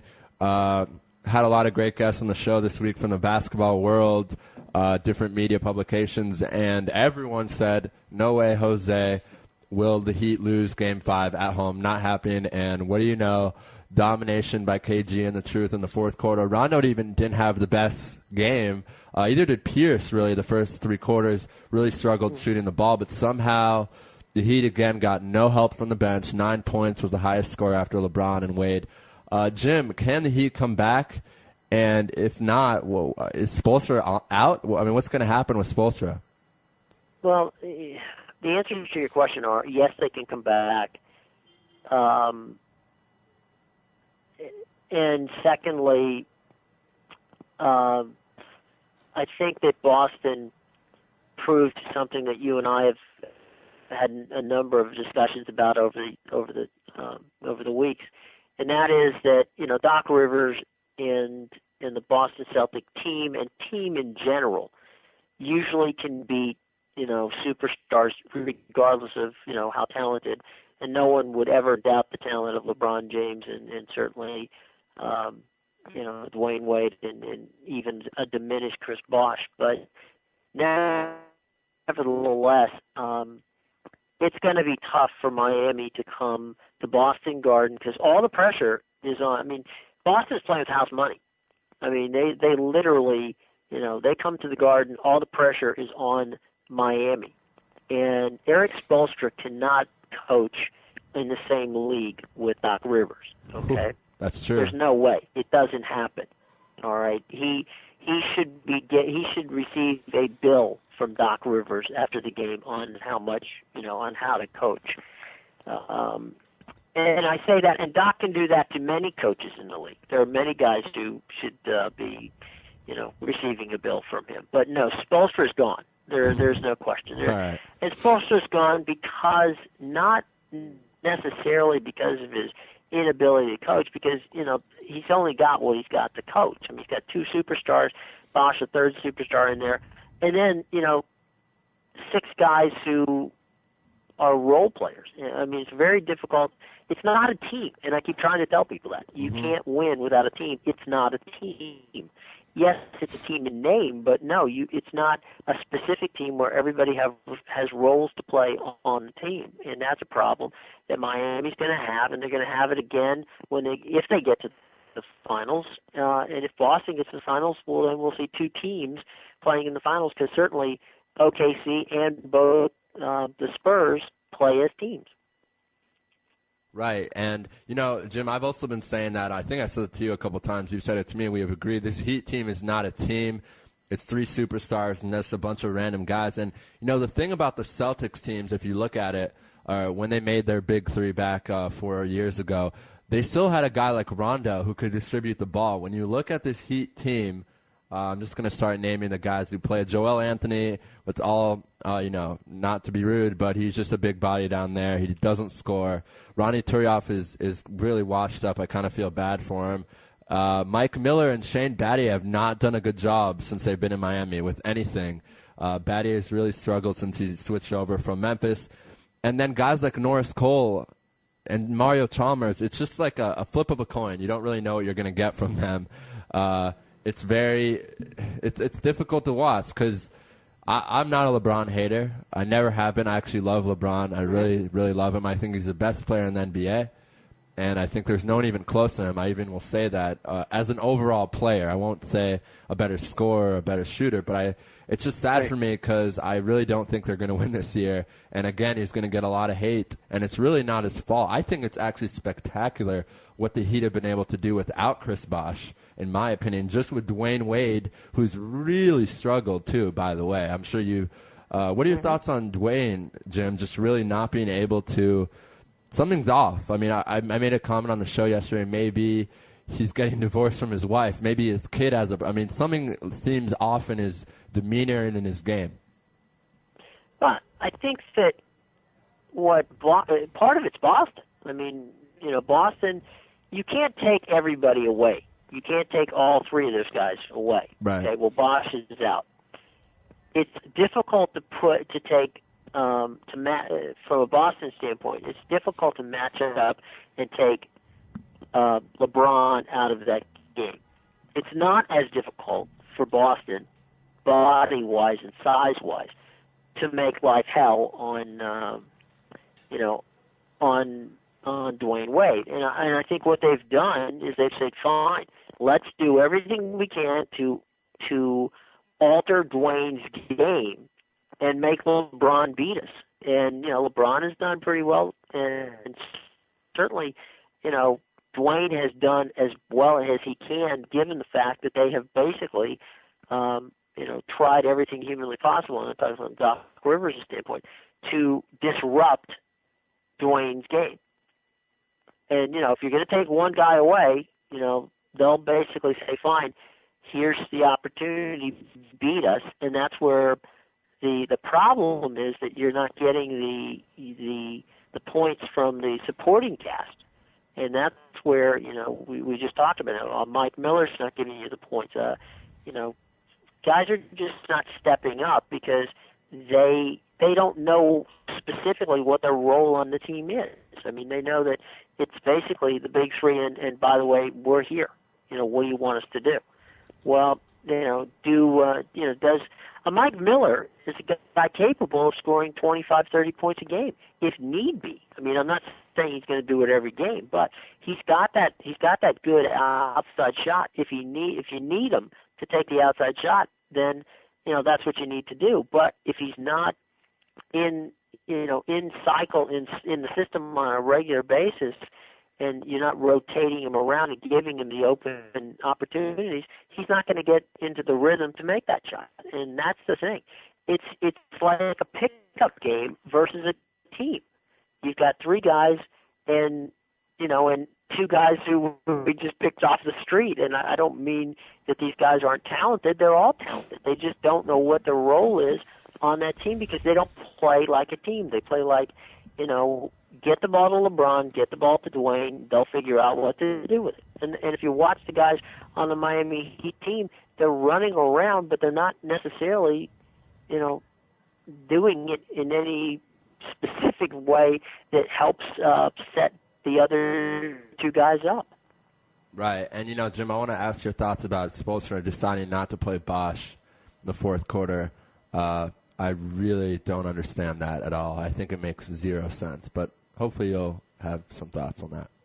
The only thing I can imagine is that Chris either didn't feel he felt that he might hurt him, or that he wasn't, or that he wasn't ready. Meaning that physically that he might strain something and then be out again. So I mean, I'm just looking at this as from a coach's standpoint. Normally, that's the reason you don't play somebody is you're protecting them from injuring themselves. And I can only assume that that's what Eric did. If he's saving them, then he might be saving them for next year because they may not be around to see a seventh game. Right, and it's going to be very interesting to see what happens in Miami this year because if they don't win, we're gonna. I mean, Miami's going to have problems. I think Spoelstra has to be out. I don't know how you don't fire him. I mean, do you see it any way, Jim, that Eric comes back next year? I don't. And again, he's not the whole problem. But, the old adage, it's easier to fire one guy than it is to fire, in the case of, a professional basketball team, 16. Yeah, I mean, there's no question he'll be gone because he's had, arguably the most talented trio of players in the NBA, but hasn't been able to figure out how to come up with complementary players to make it work. But I certainly, this silliness out there that Phil Jackson or Pat Riley or is going to come back in next year and coach this team is silliness. I mean, there's no way that first of all, there's no way that Riley and and Phil are in the same building, and I just don't think Phil Jackson wants to come back and coach anybody anymore. I think he's had plenty of time in the coaching business. I think with his knees being as bad as they are, that he's just enjoying life with Jeannie Bussin, and that whole situation is calmed down. But there's plenty of good coaches out there who could come into the Miami situation and settle things down and perhaps build the kind of team that it takes to work with these superstars. And Jim, I've just kind of been tossing this name on around the show the last couple of days. What are your thoughts on maybe Jerry Sloan? I know he's not used to not playing in that kind of environment, of course, being a longtime coach with the Jazz. But it'd be interesting, in my opinion. I want to get your thoughts on this because I have a feeling. Well, Jerry Sloan's a fantastic coach. I don't think there's anybody that would. He did a wonderful job in Utah, right? For many years. I don't. I think Jerry would be certainly Jerry's a guy who knows the game and is capable of crafting a team together. I'm kind of thinking that they would go younger and try to find somebody who can, be a little bit more related to what's going on in the league and more of a Jerry would be coming in more of a disciplinarian type guy. I mean, that's how he ran the show for all those years in Utah. But, would Jerry Sloan be a bad pick? No. I think Jerry Sloan would be a fine pick in Miami. Oh, interesting. And, Jim, we have about 60 seconds left. I got to ask you some college basketball stuff because there's been some new news out there. VCU will be staying in the CAA for one more year, but Butler will be making the direct jump. And with that being said, that means next year we're going to have Butler, Temple, and Xavier in the Atlantic 10. That's pretty exciting for me, Jim. What are your thoughts on that? Oh, I think it's no question. It's all good for the A10.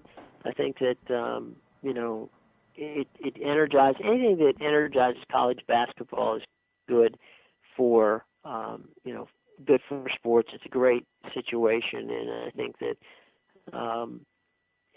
absolutely. And to be honest, it's also good for the CAA that they get one more year of VCU because Shaka Smart. Really, it's kind of like they can have a little bit of a victory lap, which everybody gets a chance to say, "Okay, you're leaving now. Let's take it out on you." So that ought to be a fun final season of getting one time around the CAA because the CAA is not a bad league, and I think it ought to be fun to see how they react to one last shot at VCU. All right, Jim, thank you so much for your time. It's always a pleasure, and we will speak with you next week. And next week, I think for the first time in a long time, it'll be Arya and I with you. So thanks again, and have a good day, Jim. All right, guys. Be well. Pleasure chatting with you. And Euros 2012 starts on Friday. Should be interesting stuff over the weekend when we Sunday when everybody gets a chance to sit down and watch. The key game for me on the first one is France and England. That'll be the real tip-off fun one. Okay, guys. And Spain, Jim, since you can't start talking about soccer with me and expect me to hang up on I was just going to leave you with that. Go ahead. Italy, Spain, I think will be very interesting just because both teams have a lot of problems, and I think that Italy could shock the world and win that game. I actually predicted Italy to win a week ago on our show. We'll see what happens. You're the only one. I'm the only one, but then again, Jim, I also picked. But that's a good thing. That's a good thing. That's a good thing. But if our segment was longer, we would have examined the Euro. But unfortunately, we've had complications today. But again, Jim, thank you. Next Wednesday, we're talking Euro. All right, buddy. Take care. You guys have a great Shabbos. All right, Bye-bye. thanks, Jim. Shabbat shalom, Jim. All right, so now we're going to be calling Gina Miller, and my man Aaron is going to be doing this. His specialty in the sports world is football. So luckily for us, Gina Miller, our next guest, her family is listening right now in Tiberias, so shout out to the Miller family in Tiberia. We're going to dial her up, and Aaron's going to talk to her about Cowboys, a lot of big stuff going on. Jerry Jones opening his mouth as usual, doing it all his blah, blah, losing some cornerbacks, I believe. a lot of interesting stuff in Dallas land. Of course, Romo, that's something I think Aaron probably touch up on. Been there for a while, hasn't seemed to really get this team in the right direction. So I'm going to introduce Gina for our listeners, and then it's going to be Aaron for the next 12 minutes. So please stay with us. At 12 o'clock Eastern Standard Time, we'll be having Upton Bell, who's a great guest, and at 12:30, Stephen Howard from the Oklahoma City Thunder studio, an analyst. So we're dialing up Gina right now. And we're very excited again to say that her family's listening right now in Tivelia, up north. We're in Jerusalem, as Aaron said earlier. And we hope that Gina picks up. And how about those sirens earlier? Oh, here's Gina. Gina, are you there? Yeah, I am. How are you? Hi, great. You're on Lewis Live on IsraelSportsRadio.com. Thank Gina, you so hi. much for joining us. Aaron's here. Gina, hi, Aaron Krolik and Raphael Gellar Hello. from Israel Sports Radio.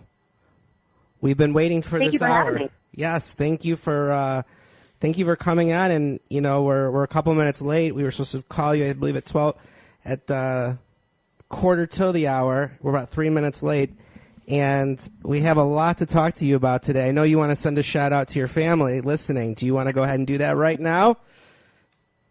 Sure. My dad lives in Tiberias. He's from the States, lives here in Texas for 30 years, but he lives in Tiberias right there along the main strip.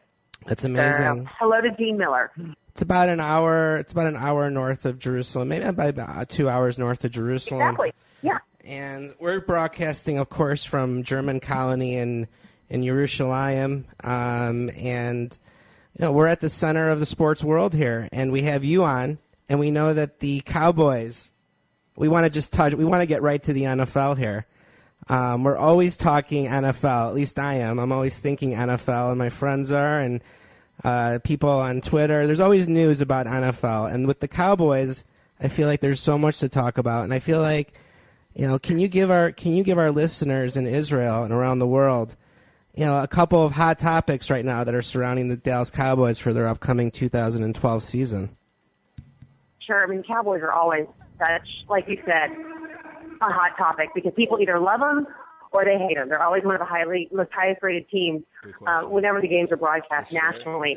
Everybody wants to always know about the quarterback. When it comes to the Cowboys, that's who it starts with. And Tony Romo, it's such a lightning rod here in Texas and really across the country. People either love him or they hate him. And quite frankly, a lot of Cowboys fans are a little tepid on Tony Romo because while he had a great season last year, numbers-wise, he continues to not lead this team into the postseason and into playoff success, at least according to Cowboys fans. And he's someone who's facing a lot of pressure this season.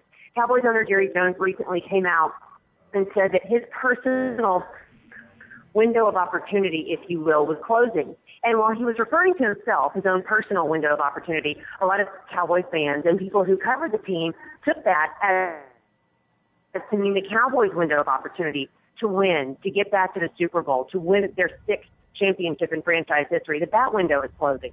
So the pressure's on this team. Cowboys owner Jerry Jones said, hey, I've made every personnel move to give Cowboys head coach Jason Garrett the tools he needs to be successful this season. And Jason Garrett is very much about the process. He's a very methodical, straight-laced kind of guy. So it's going to be interesting to see how those two guys go forward. I agree, Gina. That's a great segue into this. But we were just talking about Jason Garrett, and watching a number of Cowboys games last year, whether it be on the NFL Red Zone channel or on national TV, we saw Jason Garrett literally blow some games. I think you would agree with me. So I always kind of find myself defending the Cowboys because I don't believe there is. I believe they're a solid team. I just believe that some games don't go their way, and some things just happen in the NFL. But I think that they've made steps with getting DeMarcus Murray, their awesome new running back, who's he's basically at the top of fantasy football charts everywhere, and they have Des Bryant, so they have some really young guns. To go along with Jason Witten, who's healthy, and a healthy Miles Austin, I don't think the offense is that much of a problem. We have to worry about the Rob Ryan defense. And, whether or not the defense can hold up against, later in the season when injuries come in. But, this seems to plague every NFL team. Who have the Cowboys? Can you tell our listeners if what moves specifically have the Cowboys made in the offseason, if you know of any, to get better? Oh, yeah. You talked about defense, and defense is the one area in which this team has addressed. They've kind of churned the roster, if you will, gotten rid of the old. Brady James is no longer with the Cowboys linebacker. Terrence Newman, the cornerback, no longer with the Cowboys. He was sort of posterized last year when he was hurdled in one of the games last season en route to, I believe it was the Giants game. One of the opposing team's players just jumped over him en route to the end zone. Terrence Newman was a great player for the Cowboys, but his time has come and gone in Dallas. So the Cowboys have addressed their needs in the secondary specifically. They drafted Morris Claiborne. They traded up to draft Morris Claiborne, a cornerback out of Louisiana State University. They signed Brandon Carr, another cornerback from the Kansas City Chiefs. They paid him more money this offseason than anybody else, $51 million. Right. So focusing on defense and the secondary specifically because it was a poor defense last year. So that's going to be interesting to see how the Cowboys secondary is going to respond and rebound and not necessarily rebound, but just sort of come together and adapt to the Rob Ryan system. Rob Ryan came in here last season basically telling everyone that he was going to have the best defense in the NFL. He's a very brash guy. You got to love him for that because he always gives you something that's interesting and fun to hear. How this team responds in the second year under Rob Ryan is going to be a real storyline we're going to follow. And every team is dealing with this, but the Cowboys used it as a little bit of an excuse last year. They didn't have the mini camps, the off season, the training camp because of the NFL lockout. Great point. How this team responds going forward is going to be a real big story. That is such a great point you make there, Gina. That offseason hurt a lot of teams last year. They got off to some really poor starts. And they didn't have the issue that the Cowboys did. Let's talk about more NFL football. Anything else you're hearing in your neck of the woods? Any rumors, anything having to do with teams, any teams that you think might surprise people this year? My Chicago Bears, look at their offseason. What an offseason. Michael Bush, Brandon Marshall. They go out and get the best kick returner, Eric Weems from Atlanta. They go out and they draft a stud from South Carolina, Ashton Jeffrey. This receiving core is all of a sudden, one of the top receiving cores. Give our listeners, a couple opinions on what you think of the Chicago Bears, and maybe even what you think of some other teams that are going to give the Cowboys a run for their money this year. Well, one storyline we're really following here in North Texas is what's going on in New Orleans, the New Orleans Saints. They're sort of our neighbor. Louisiana is neighbors right up to Texas, and the Saints have obviously, had won to the Super Bowl, won it a few years ago. Everyone here in town is curious how the Saints are going to respond, considering Drew Brees hasn't reported to organized team activities, which are going on right now, as well as the team's minicamp, which is coming up. The New Orleans Saints put a franchise tag on Drew Brees. He has yet to sign that franchise tag. He wants a deal. The man wants to get paid. He's one of the best quarterbacks in the NFL. So, you can make the case he deserves to get paid. So we're all really interested in how he's going to proceed with the Saints. Is he going to sit out a year? Is he going to play this season? What's going to happen with Drew Brees in New Orleans? And then you bring up the point about the Chicago Bears. Jason Campbell, how is he going to adjust to this new role? How another player, another signing by the Chicago Bears. Team? Yeah. And, we don't. I don't know how you feel about the Houston Texans being a Dallas Cowboys reporter. Oh. Can we go there? Are we allowed to go there right now? Oh, yeah. Let's talk. Well, go ahead. Tell us what you think about the Houston Texans. Houston and Dallas have a very much of a love-hate relationship. They're about separated by 4 hours driving time as the crow flies, north to south. And Houston hates Dallas. Dallas hates Houston, and it goes all the way down to the football team. The former Cowboys head coach, Wade Phillips, is now the Houston Texans defensive coordinator. Right. He did a phenomenal job in Houston last season, and to the dismay of a lot of Cowboys fans who thought he was the problem. I think, as it turns out, Wade Phillips is a good coordinator, perhaps not so much a good head coach, because in Dallas, players will tell you that he sort of lost this team. What's interesting is that some of his players are now playing down there in Houston. The Texans signed former Cowboys linebacker Brady James, who at one point really was the leader on this Cowboys defense. He may have lost that leadership role this past season. But the Texans, their defense has just blossomed and flourished under Wade Phillips. They went to the playoffs, and we all know that the Cowboys did not last season. Right, but Houston did lose Mario Williams. So, and also they helped, kind of beef up their running game a little bit, although you can't really beef up more when you have Arian Foster and Benjamin Tate and Derek Ward, but they went out and signed Justin Forsett. It's now the receiving core, which is most ironic that they're questioning, even when you have Andre Johnson, who's probably the best wide receiver pound for pound in the NFL. Now who are you going to put with Andre Johnson? You have a Kevin Walter, who's, been, off and on. Jacoby Jones, I believe, is gone. I'm trying to think why, the Texans didn't. I feel like they haven't made any moves for any receivers. They have, and then at tight end, I believe Joel Dreesen left. He went to sign. I think he signed with Denver, with Jacob Tamme. So Dreesen left, and now so they have Owen Daniels, who was injured a couple seasons ago, but he came back last year.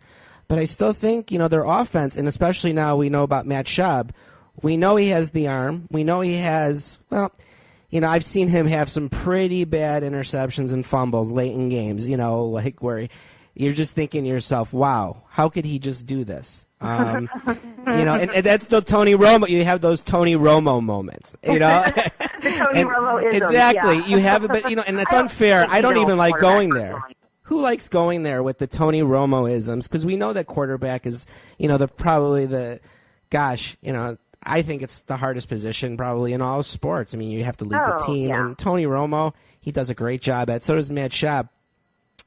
I love staying on the NFL. Is there anything else that you want to talk about in terms of what you're covering right now down there in Texas besides the Saints scandal, which, it's kind of gotten, it's sad. It's a little bit sad that coaches go this far for such. And it's, we're talking about a couple $1,000s, and I mean, it's like what. But I bet you it happens more than we know around the NFL, because if it's happening, I mean, you can go to, I do a pregame show, a Dallas Cowboys pregame show with Randy White, former Cowboys defensive lineman who was a Hall of Famer, And I worked for the Cowboys for 3 years. I mean, I know a lot of these NFL players. And the Saints Bounty program, when that news broke, I think a lot of people were saying, really? Tell me something I don't know. The Saints' problem is they just sort of got caught. And when you hear the video, or hear the audio rather, when you hear Saints defensive coordinator Greg Williams saying, hey, we want to knock these guys out, when you hear the audio, it's pretty damning. It's some pretty telling audio, and it's pretty indicative of perhaps the culture within that Saints locker room. But I think you'll hear a lot of NFL players say it's not that much different from what was going on or what is going on in our locker room. I think NFL Commissioner Roger Goodell is trying to make a statement, and he's being very, very emphatic. This will not happen under my watch in my league, and he has a no tolerance policy for any type of behavior of that nature. So at least he's being at least he's in line with his policy and continuing to adhere to it. And he's being strict, and he's not wavering from that at all. Here locally in North Texas, we're obviously focused on the Texas Rangers. They're the best team in the American League. They've gone to 2 straight World Series, and they have not won. They lost to the Giants in 2010, and then they were just basically an out away twice last season against the St. Louis Cardinals. So, can they go to a 3rd straight World Series and do what they weren't able to do the last 2 seasons is a story we're following. And, in Texas, we followed this team and we covered this team very closely, and the All-Star voting numbers were just released yesterday across the country here in the U.S., and the Rangers, by and large, are killing other teams in All-Star team voting. Josh Hamilton is the leading vote getter, the Rangers outfielder, who has won American League Player of the Month honors for the last 2 seasons. He has 2.5 million votes for him. So it's kind of interesting to us here in Dallas-Fort Worth who cover this team that the rest of the country is sort of in on this team and seems to be rooting for it as well. You know, Gina, our 15 minutes is up, and it was such a pleasure to have you. I know that was the quickest 15 minutes in Israel Sports Radio history. We could have you on again. We will have you on again. We're going to have Raphael call you. You are going to be someone we are going to be talking to a lot this year because the NFL East is going to be a great division in football, and probably the Rangers are going to be around come late July, August. September, October, exactly. We're going to have you on, and if you go ahead and tell our listeners where we can follow you online, if you tweet what your Twitter name is, and go ahead. I actually tweeted that I was going to be joining you guys. So great. You can find me on Twitter at That Sports Girl. That THAT Sports Girl. It's pretty simple. I have my own blog. It's thatsportsgirl.blogspot.com. My television station is cbsdfw.com. I work for the CBS affiliate here in Dallas-Fort Worth, but been over to Jerusalem before, been to Tel Aviv, done it all over there, ran the Jerusalem Half Marathon in 2008. So I know the city well. It's one of my favorites. Hey, listen, come visit us in the studio sometime, and we'll buy you a falafel. I would love to. And we'll talk about whatever you want. All things Texas. And Gina, this is Raphael. Now I wanted Aaron to do the interview with you, but again, I wanted to thank you. We always like adding friends to our show. We have Mark Stein from ESPN I know Mark really well.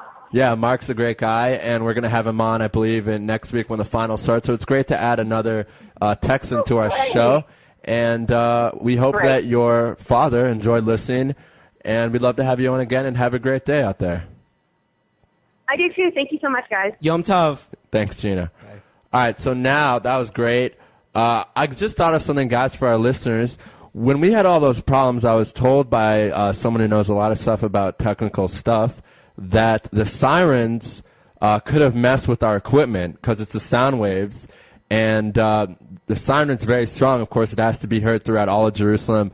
After checking it up with some people, we found that it was, what's the word in English? Like sirens that, to make sure that nothing's going to happen, those are sirens that you hear when missiles are sent over to Israel. So we're lucky that it was just a test and nothing real. Baruch Hashem to that. But I just wanted to maybe say that I think that's why we had so much problem with our equipment. Anyway, it's our pleasure to interview a very, very well-known talk show host and the former New England Patriots general manager, worked for the Baltimore Colts. I know this is a special treat for Aaron because he's a very big NFL guy. And we're going to be dialing up Upton, and we want to say hello now to all his listeners listening in from Boston. I know he gave us a plug on his Facebook page and maybe on Twitter. If he has Twitter, we'll find that out.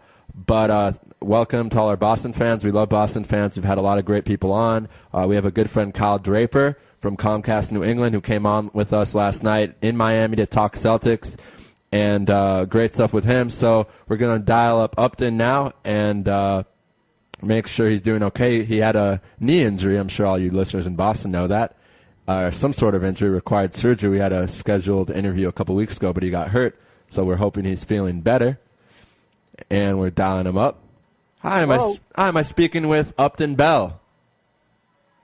That's why I said shalom. Upton Bell, you're live on Lewis Live on Israel Sports Radio with Raphael and Aaron. How are you doing?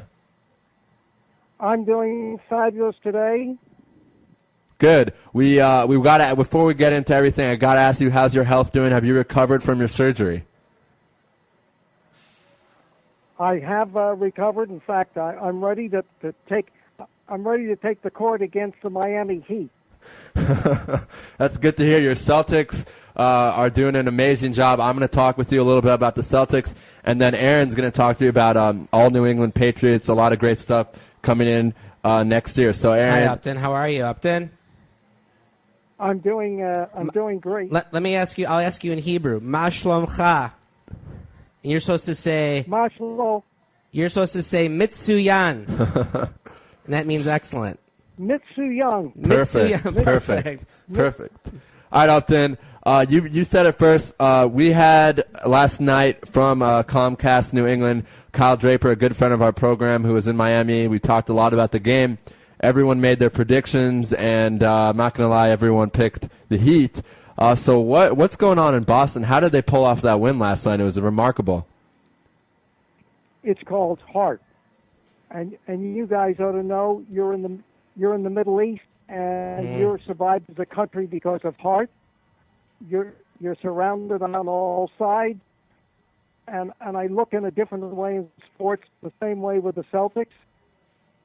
They're old, they're injured, but they have great basketball minds, and they have a will the likes I haven't seen in sports in a long time. Right, and you said it best. The truth, known as Paul Pierce, did not have a good game the first, 3 quarters, but in the fourth quarter was great. Kevin Garnett, who I love, he's one of my favorite players, so much heart, so much tenacity. And I got to ask you, Upton, what do you think about Rondo's comments in Game 4 at halftime when he said that the Miami Heat were complaining too much, and that's why they were able to score so much on the offensive side? Well, first and foremost, the great thing is that he's one of the few players that will tell the truth. Right. That aren't phony and don't say things just for the sake of saying them. The Miami Heat have been bitching all along, complaining instead of playing basketball. They don't play as a team, and when they don't get the calls, they bitch and moan. Rondo probably shouldn't have said it, but everybody was cheering when he said it because he told the truth. Right, and you made a great point. Rondo's not afraid to tell the truth. And you know something interesting, Upton? I thought it was very, very interesting that even after Rondo made that point last night during the game, same thing happened. Dwayne Wade fell to the floor. The foul was not given to him, and he just stayed there on the floor, took his time, and ran back. And by the time he got back to defense, Paul Pierce laid up an easy bucket. So, I mean, is this bad coaching by Spoelstra, or is this just the Heat players being lazy?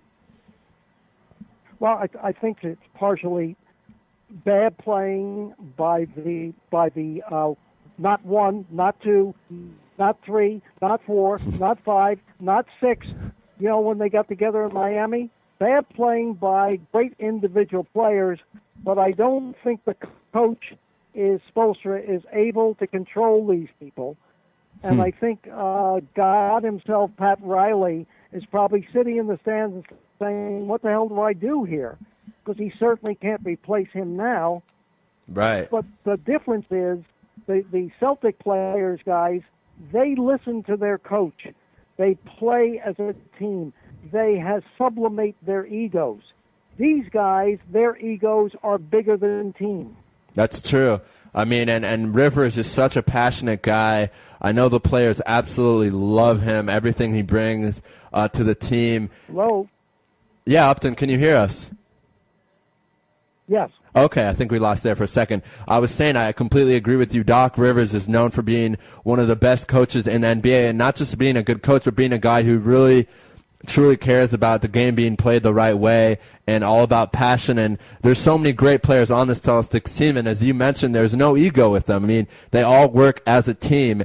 And even let's give credit to some of the bench guys who really had some great games last night.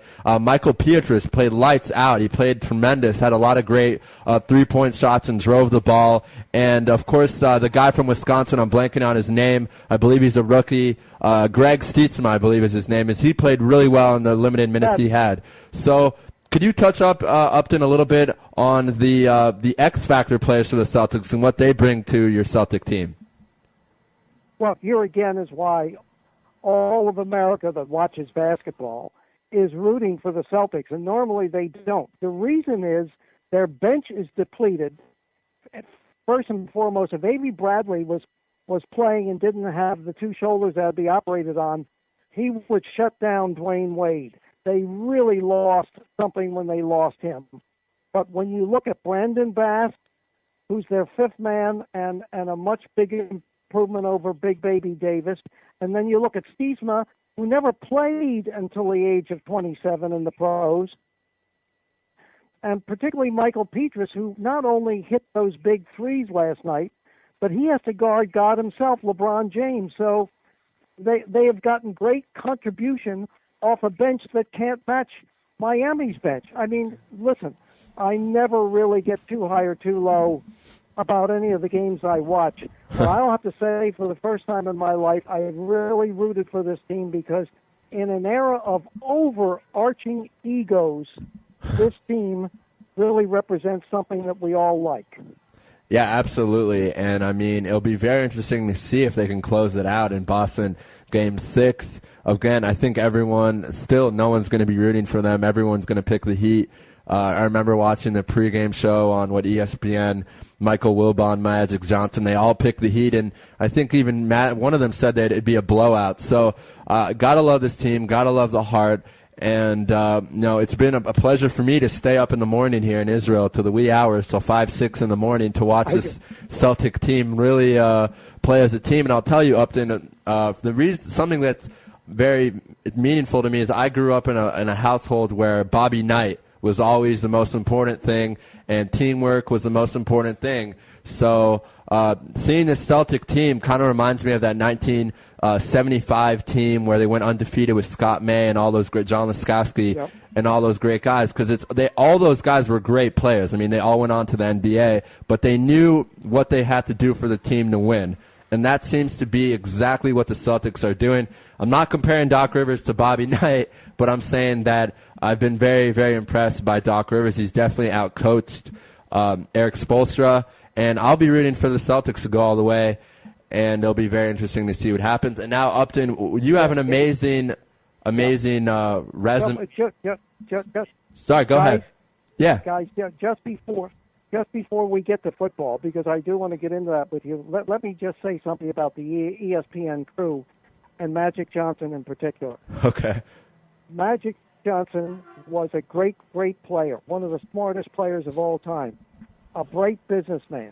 But he doesn't know what the hell he's talking about when he talks about the Celtics and this particular team, the Heat. And most of that panel have gotten it wrong because they looked at the easy way. These are three great individuals, and we see them going all the way.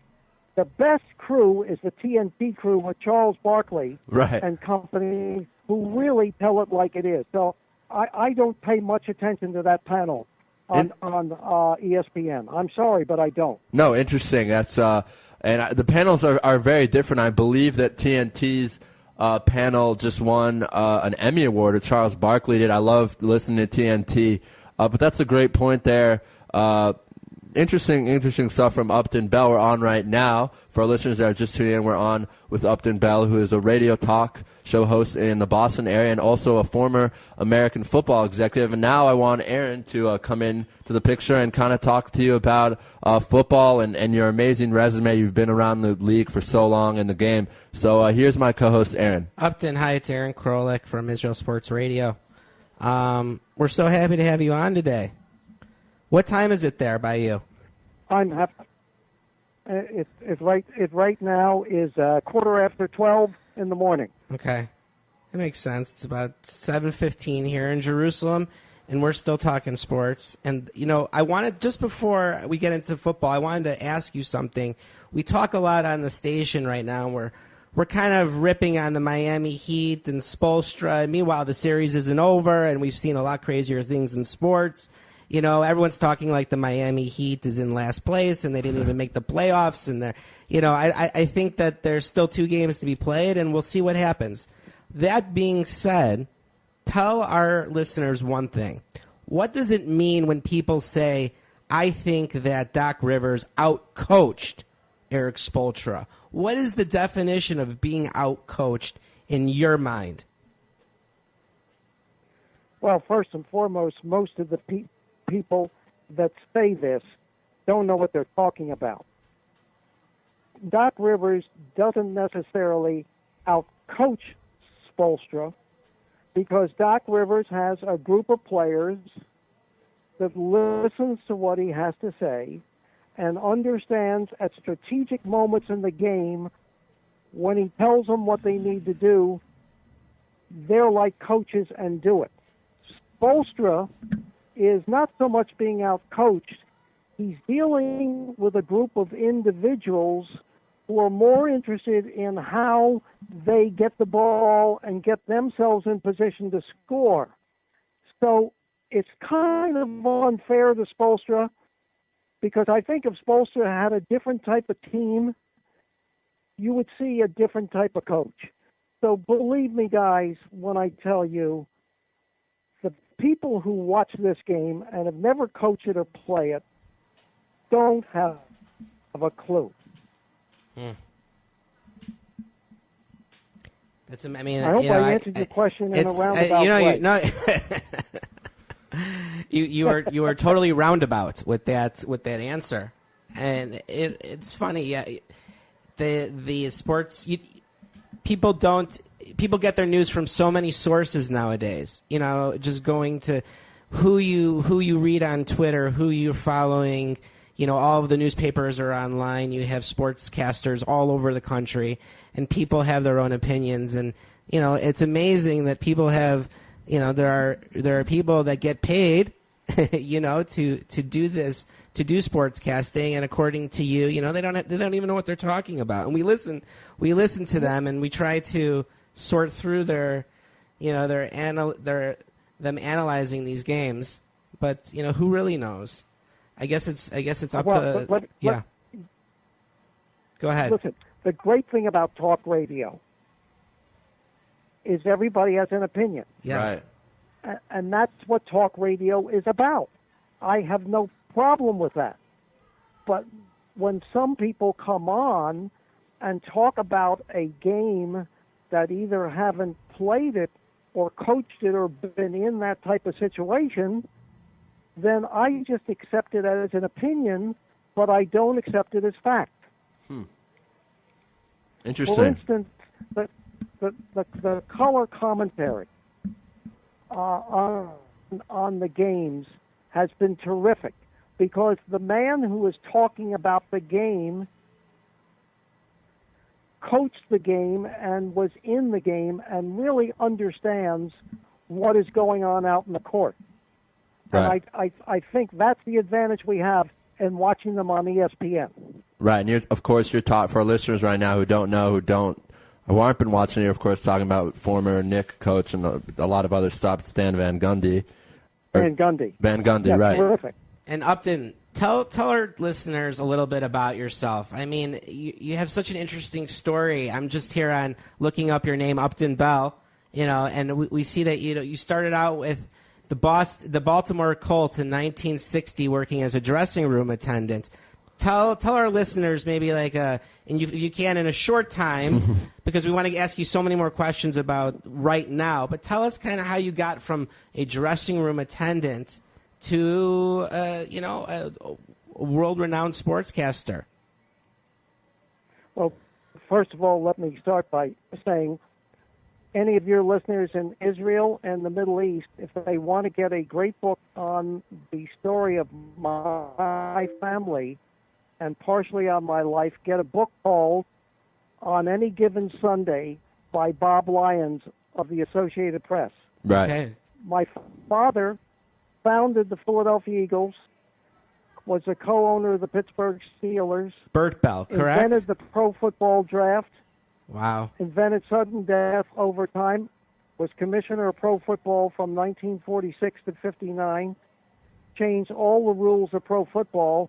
And I'd have to say, if he didn't come along at the right time, I don't think the game would be, outside of soccer, the number one game in the world. So my background was that I went to the Colts after graduating from college, worked my way up through the organization to, at the age of 24, the director of player personnel, which is all the drafting of the college players for the pro football draft.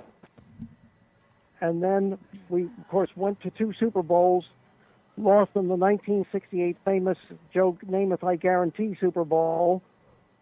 We won in 1970, and then I came to the Patriots as their general manager for 2 years and was fired in a dispute with the owners. I went on to own my own team in the World Football League with Arnold Palmer, and then came back to Boston and ended up in radio and television for the last 35 years. And a lot of... That's a short synopsis. That was that was perfect. Right, that was exactly what we were looking for. This is only something that you can do. And your mother was a Broadway actress, which is even... My mother, that's where I get my first name. Here's an interesting story, guys. Tell us. And get the book. I didn't write it, and I get nothing from it. It's called just, Any Given it's been Sunday. a big seller in Europe. By Bob Ryan. Any Given Sunday. My mother. Yeah. Yep, my mother actually lent the money to my father to buy the Frankfurt Yellow Jackets out of bankruptcy for $3,500, and he renamed them the Philadelphia Eagles on the day that they got married. She lent him the money to buy it out of bankruptcy. Wow. For $3,500. $3,500. Yeah. Now, here's an interesting thing, too. Yeah. She, before she met him, was engaged to Bernard Baruch, the famous financier on Wall Street. Right. His son, she was engaged to. She broke the engagement and went out with my father off and on for 2 or 3 years. And his father was, at one time, the Attorney General of Pennsylvania, and his grandfather was the Attorney General and also the governor, or his brother was the governor of Pennsylvania. They were all political on one side. My mother was all show business on the other side, and my father in the middle was all football. It's an amazing story. Your biography is an amazing story, and you drafted Jim Plunkett with the first overall pick in way back in 19. What year was that? 1960? 71. 1971. 1971. In fact, on the Baltimore Colts team that went to the Super Bowl, out of the 40-man roster, 17 of them were players that I and my group had drafted, and 2 or 3 went on to the Hall of Fame. So it was a great run. I had a great time. The Patriots, they have been a staple, I think, in the NFL, the American sports diet, just as much as the Dallas Cowboys have been. Probably the Patriots have been there for the last, definitely 15, 20 years. They've been at the top. Why do you think that the Patriots are consistently awesome, yet, Upton, they can't beat the New York Giants in a Super Bowl? What is the it factor? The it factor is the reason that pro football is the number one sport in the world outside of soccer. One game and you're out. Not the best of 3, not the best of 7. Yep. One game and you're out. And if you have a bad day, which they have twice against the Giants, yep, then you don't win. But let me point out to you, the reason for the Patriots' great success, there are 3. Bob Kraft, number 1. Bill Belichick, number 2. Tom Brady, number 3. Mm-hmm. It's the franchise. It's solid all the time. The same people are in charge. The same discipline is there. The same type of team attitude is there. It is a great organization. It's what the Cowboys used to be. It's what the Colts used to be when I was there. It's what the Packers were under Lombardi. When I was... What people make a mistake in doing... Go ahead. So what people make a mistake in doing is every time they have a losing season or something happens, they change the coach, they change the general manager, they change the direction of the franchise. You have to get a plan, you have to put it in place, you have to get the right people, and you have to keep them. Right. They don't do that today. And you need and I think you hit it right on the head. You need a star quarterback. And I think that's why we're going to see the Denver Broncos really emerge this year, because I don't think Peyton Manning's out of it. I don't think he's out of it. I think no, he's but hungry. I would be very careful here. Yeah. And I'll tell you why. Why? The type of operation he's had is so dangerous in a game that one blow and it's all over. That I would be a little, I have a little trepidation here. Certainly, he's looked good in the preseason drills.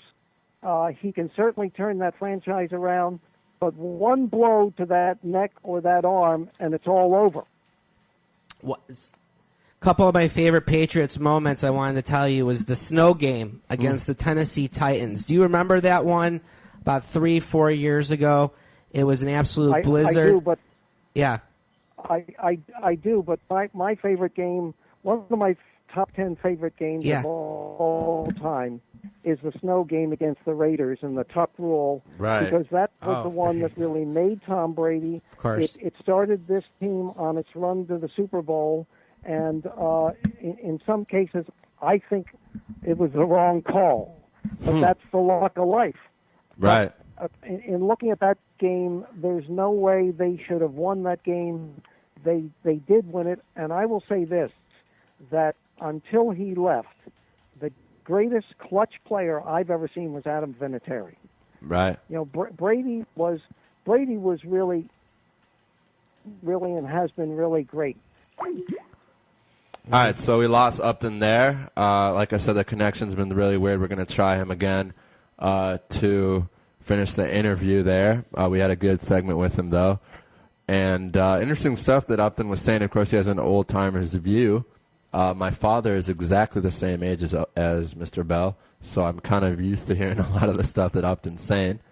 And it's always interesting to have people on with a lot of insight on things that maybe the younger generation doesn't. So I've really enjoyed it. I hope you have, Aaron. No, I'd love to talk to him again. Yeah, and we're going to try calling him again. And we're going to have to end it, though, with him. We're going to ask him one more question about Robert Kraft, because Robert Kraft's a great friend of Israel, donates so much money to the stadium here, and been a guest on Lewis Live on Israel Sports Radio. So let's see if we can get a hold of Upton, wrap it up with him, because we have Stephen Howard. Hi, Upton, are you there? Hello? Hi, Upton. We seem to have lost you.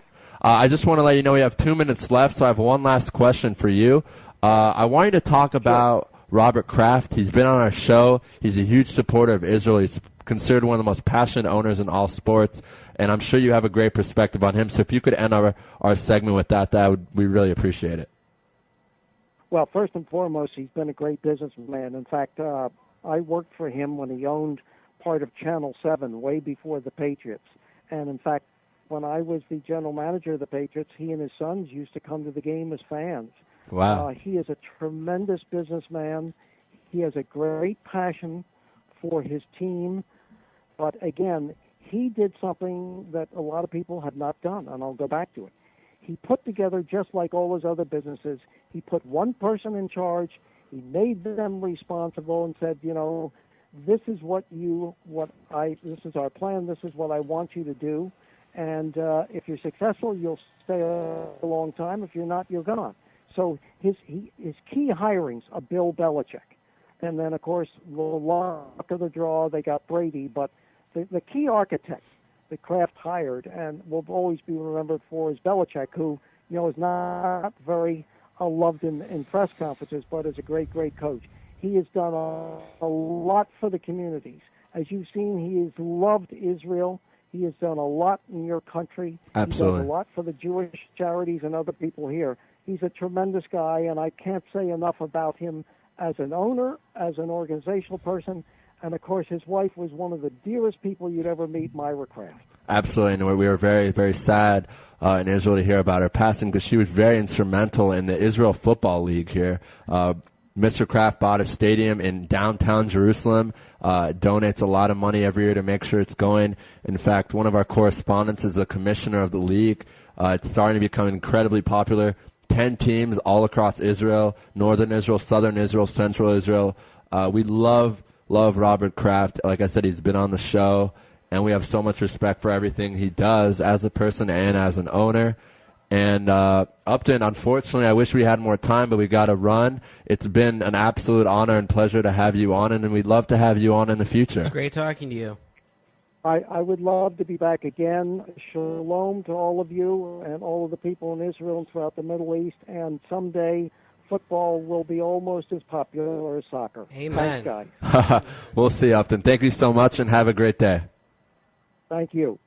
All right, Upton Bell. Great interview there. Good stuff, Aaron. Yeah, he seemed to have, you know what? He seemed, for a 75-year-old, right, a lot of energy. A lot of energy, a lot of passion. We are actually going to take a long-awaited commercial. We should have taken it a long time ago, but we haven't been able to. So we'll be back in about 4 minutes. So stay with us. You're tuned in to the only all-sports talk network in the Middle East, IsraelSportsRadio.com.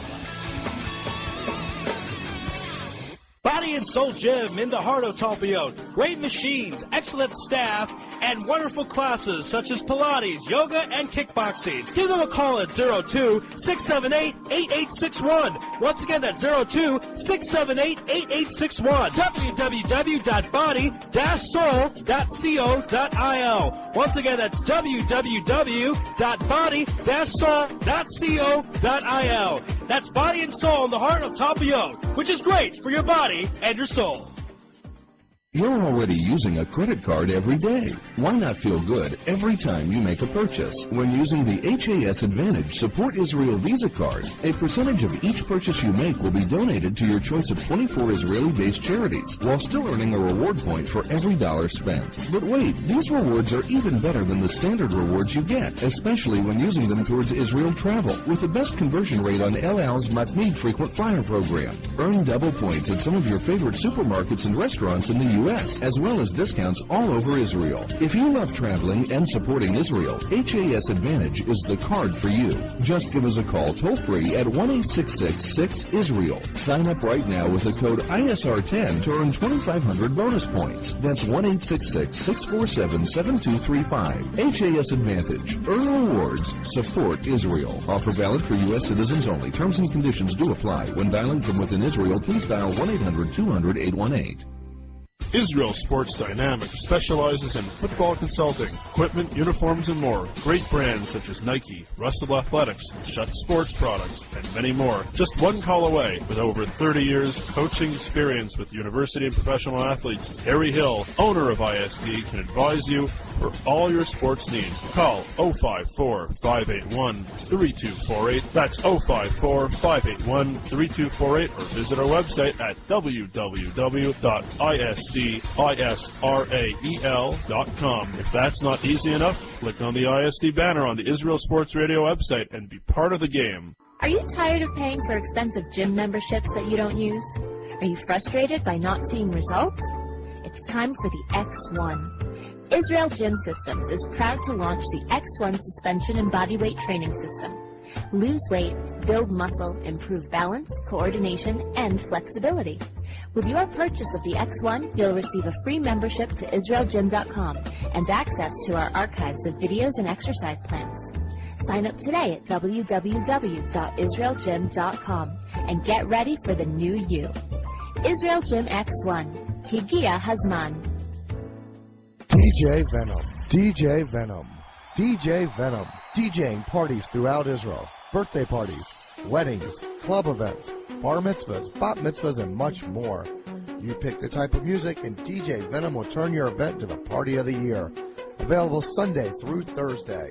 Call 052-952-6506 or email djvenom1984@yahoo.com. That's 052-952-6506 or email djvenom1984@yahoo.com. Book your party today. That's DJ Venom. Broadcasting live from Israel. IsraelSportsRadio.com.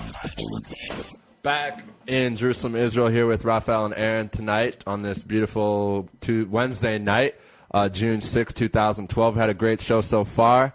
We had a problem the first hour. We have now been told that that's because of the sirens. They mess with because the sound waves that come from the sirens mess with the technology, because we have a lot of radio equipment in the house. So we're sorry about the first hour, but ever since 6 p.m. local time, 11 a.m., everything's been great. It's been very fun to have Aaron here. This is his first time here with us. I want to thank Raphael and everyone at Israel Sports Radio for making this happen. Absolutely. It's fun to talk sports with you, Raphael. It's always a good time. And wow, we got to hear from a legend, Upton Bell. And we're going to be in contact with him after the show and try and schedule him again. A lot of interesting thoughts. We're going to call Stephen Howard now. Stephen Howard has been on before, a very funny guy. And we're going to talk Thunder. We're really going to talk Thunder. We're going to talk 15 minutes of Thunder, in fact. Maybe a little Heat, because we've been knocking the Heat all show. We'll see how things go. And just trying to get a hold. Hello? Hi, I'm speaking with Stephen Howard. Yes. Stephen Howard, you're on Lewis Live on IsraelSportsRadio.com. Thank you so much for joining us today. We've had a great show, and we're very happy to finish it off with you.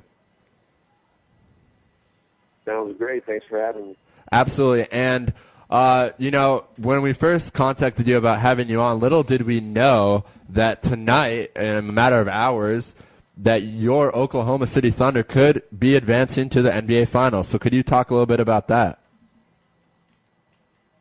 Yeah, I mean, it's an exciting time for the Oklahoma City Thunder, and they've put themselves in a position for such a young franchise, only the, 4 years on the books in Oklahoma City, to reach the NBA Finals with a great chance of actually winning a title. But they've done a great job throughout this series, and I've really been impressed with their ability to withstand the various waves of attacks from the San Antonio Spurs. And really, if you look at the series coming into it, San Antonio was a favorite because of their depth, because of their bench, because of the experience. But if you look at how this series has played out, it's really been the depth and experience of the Oklahoma City Thunder that have excelled and propelled them in these last 3 games that they've won. And, San Antonio came in with a 20-game winning streak, but really, if you know anything about sports or played sports, the fragility of the psyche of an athlete is very fickle. And I think this has really exhibited that to a great extent, because now the San Antonio basketball team, you got players on there like Danny Green that has zero confidence, and you look at the whole of the Spurs, and they're really struggling right now with that confidence. Yeah, absolutely. And I want to talk about, of course, we're in Israel. We love European basketball, so we got to give a shout out to Serge Ibaka, who played in Spain this summer and actually played Israel at Maccabi, I believe. What is going on with him? 11 for 11, making jump shots, kind of looking like Russell Westbrook out there making all those J's. What has gotten into him the past few games? That's one thing about this basketball team, and particularly Serge Ibaka. And if you listen to Scott Brooks throughout this whole season, he would always allow Serge Ibaka as the best 17 and 19-foot jump shooter on the basketball team. And it's really just a matter of him getting those offensive opportunities. And, when you play basketball and you're in that zone, and when the stars align, it's just that perfect mix and that perfect night. And it'd be different if all of Serge's 11 baskets were dunks, which they weren't. I mean, he had jump shots, he had contested jump shots, very difficult shots that he made, and he also was 4 for 4 from the free throw line. And if it weren't for that one turnover that he had, he would have an exceptional, perfect night. But, Serge is a guy that's played with confidence all season long, and he's really a guy that once he gets active on the defensive end, it really is a boost for his offensive game. And I think you saw a mix of that in that game. Right. And, Stephen, it's kind of biased, but you are, you work for Fox Sports Net and the Oklahoma City Thunder as a studio analyst. And I don't want to put you on the spot too much here, but when they were down 2-0 and the Spurs were, 20-game winning streak, did you obviously I didn't get a chance to listen to you in Oklahoma because I'm in Israel, but did you really tell, your television audience that, oh, yeah, the Thunder are going to come back and be up 3-2 in 5 days? No, I didn't, because, as a former athlete, you have to take it one game at a time. Right. But I did fully expect them to win the 2 games at home, And after they won those 2 games at home in the fashion that they defeated them, I did expect them to win this game last night. You look at the games that San Antonio defeated the Thunder in San Antonio, and really the Thunder were in all of those basketball games. Even when they were up 22, the Thunder were able to come back and rally and get down 6. And then the games where the Thunder defeated the Spurs in Oklahoma City, the Spurs didn't have those same types of rallies. So, I mean, I fully expected them to hold serve at home court because, you know, they have some of the greatest fans in the NBA, and this is a group that plays with a chip on their shoulder that hates to lose. So, no, I didn't expect it to be 3-2 at this juncture, but I did expect a 2-2, and I did expect them to win after they had it for 2-2. Right, and going forward, tonight is Game 6. I'm sure people in Oklahoma City will be, I mean, this is the game of the franchise. I mean, without, you know, let's not talk about the whole Seattle Supersonics. I know a lot of our Seattle fans always get mad when we say they're the same team, so we won't go there. But this is huge for the city. I mean, I know Oklahoma City really loves this team because it's the only professional, or I know there's a AAA baseball and I think a hockey team there, but no pro sports team besides Oklahoma. So how crazy do you think the environment's going to be tonight in Oklahoma City?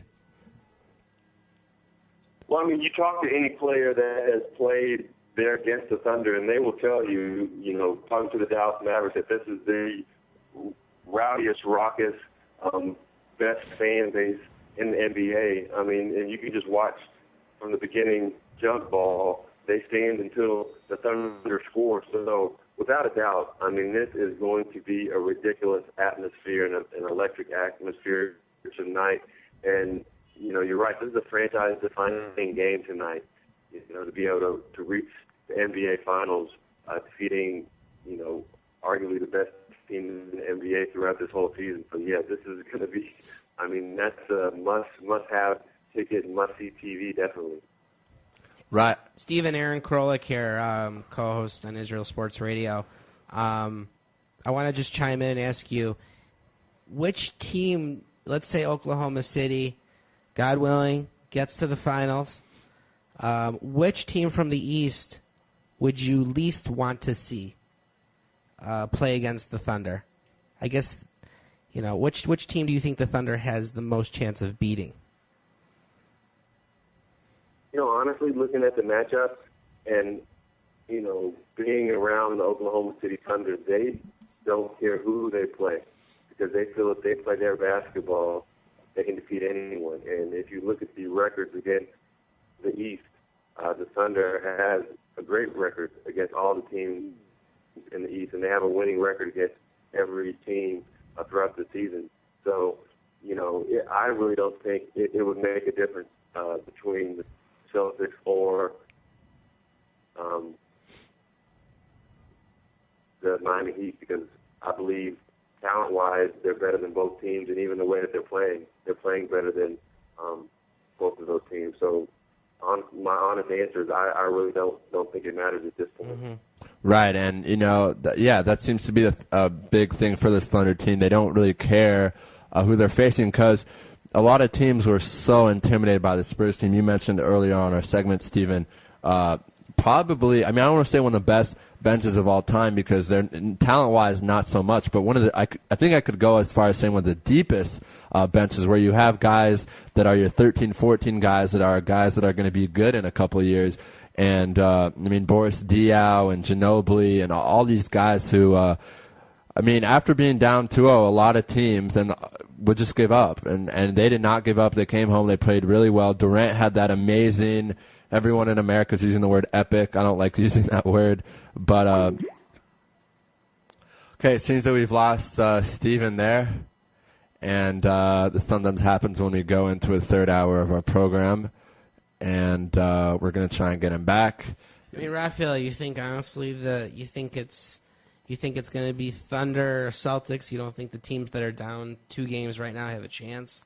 I'm a huge LeBron fan. Everyone knows on the program. I love LeBron to make it, but I like the Celtics. I like what they're doing. So honestly, Aaron, really, I don't care. And really, both of them, if I see LeBron in the finals, I'll be rooting for LeBron against no matter who he plays. If the Celtics are in the I'm rooting for the Eastern Conference. I'll put it that way. What about you? I'm the same way. I could care either way. I think that the NBA playoffs this year have proven that the NBA is back. Right. And more exciting than ever. Right, and we're trying to get Steven back on, and this might be a sign from God that we need to end the show early today. It's been a crazy day with the sirens going off. Steven? Hi, Steven. I think we lost you there. We have about 5 minutes left. So I kind of, obviously, last time we had you on, you were pretty funny, and you said, hey, we haven't talked about my time in Israel. So I want to do that with you this time. And obviously all our listeners who are listening in Israel are more familiar than the Israeli Basketball League than all our listeners in America. But how do you summarize your time in Israel when you've played in so many different countries and also, of course, in the NBA? I loved it. I mean, that was, some of the best times that I had was in Israel. I mean, it was almost, kind of the center of the universe, so to speak, and so much history and so much beauty associated with it. I love the whole experience there. And actually, I'm going to be back in Israel at the end of July with a contingent of former NBA players that's going to be there. So I'm excited to go back. And, when you're here, you better let us know so we can have you in studio. How would you like that? He'd be thrilled. We would love that. We always love having all our guests that we have on our show in studio, and it's funny that you mentioned that because even even our non-Jewish guests always seem to make an appearance here. Fan favorite and one of our favorites, Chris Wallace, who is a huge Israel supporter, Memphis Grizzlies GM, has been on the show before. Has been to Israel 9 times in the last 10 summers. That's more than most Jews in America. So that's exciting. And what's funny, Stephen? A lot in the last few years, and I'm being really serious. More non-Jewish athletes, coaches have come to Israel than Jewish athletes. It's very weird. Amari Stoudemire came here and did a lot of stuff, some soul searching. Dwayne Wade was supposed to come here. So interesting stuff there, and we'll be very happy to have you in our homeland and have you in the studio and maybe buy you some Israeli food and show you the culture here. Hey, love it. I love Israeli food, love everything about Israel, so I'd love that opportunity. So, yeah. All right, great. So let's keep in touch. And Stephen, we want to let you go with this. I want to take your bias of working for the Thunder and all that, and I will promise you that no Oklahoma City fans will hear this. I want you to predict right now who's going to win the NBA Finals and how many games.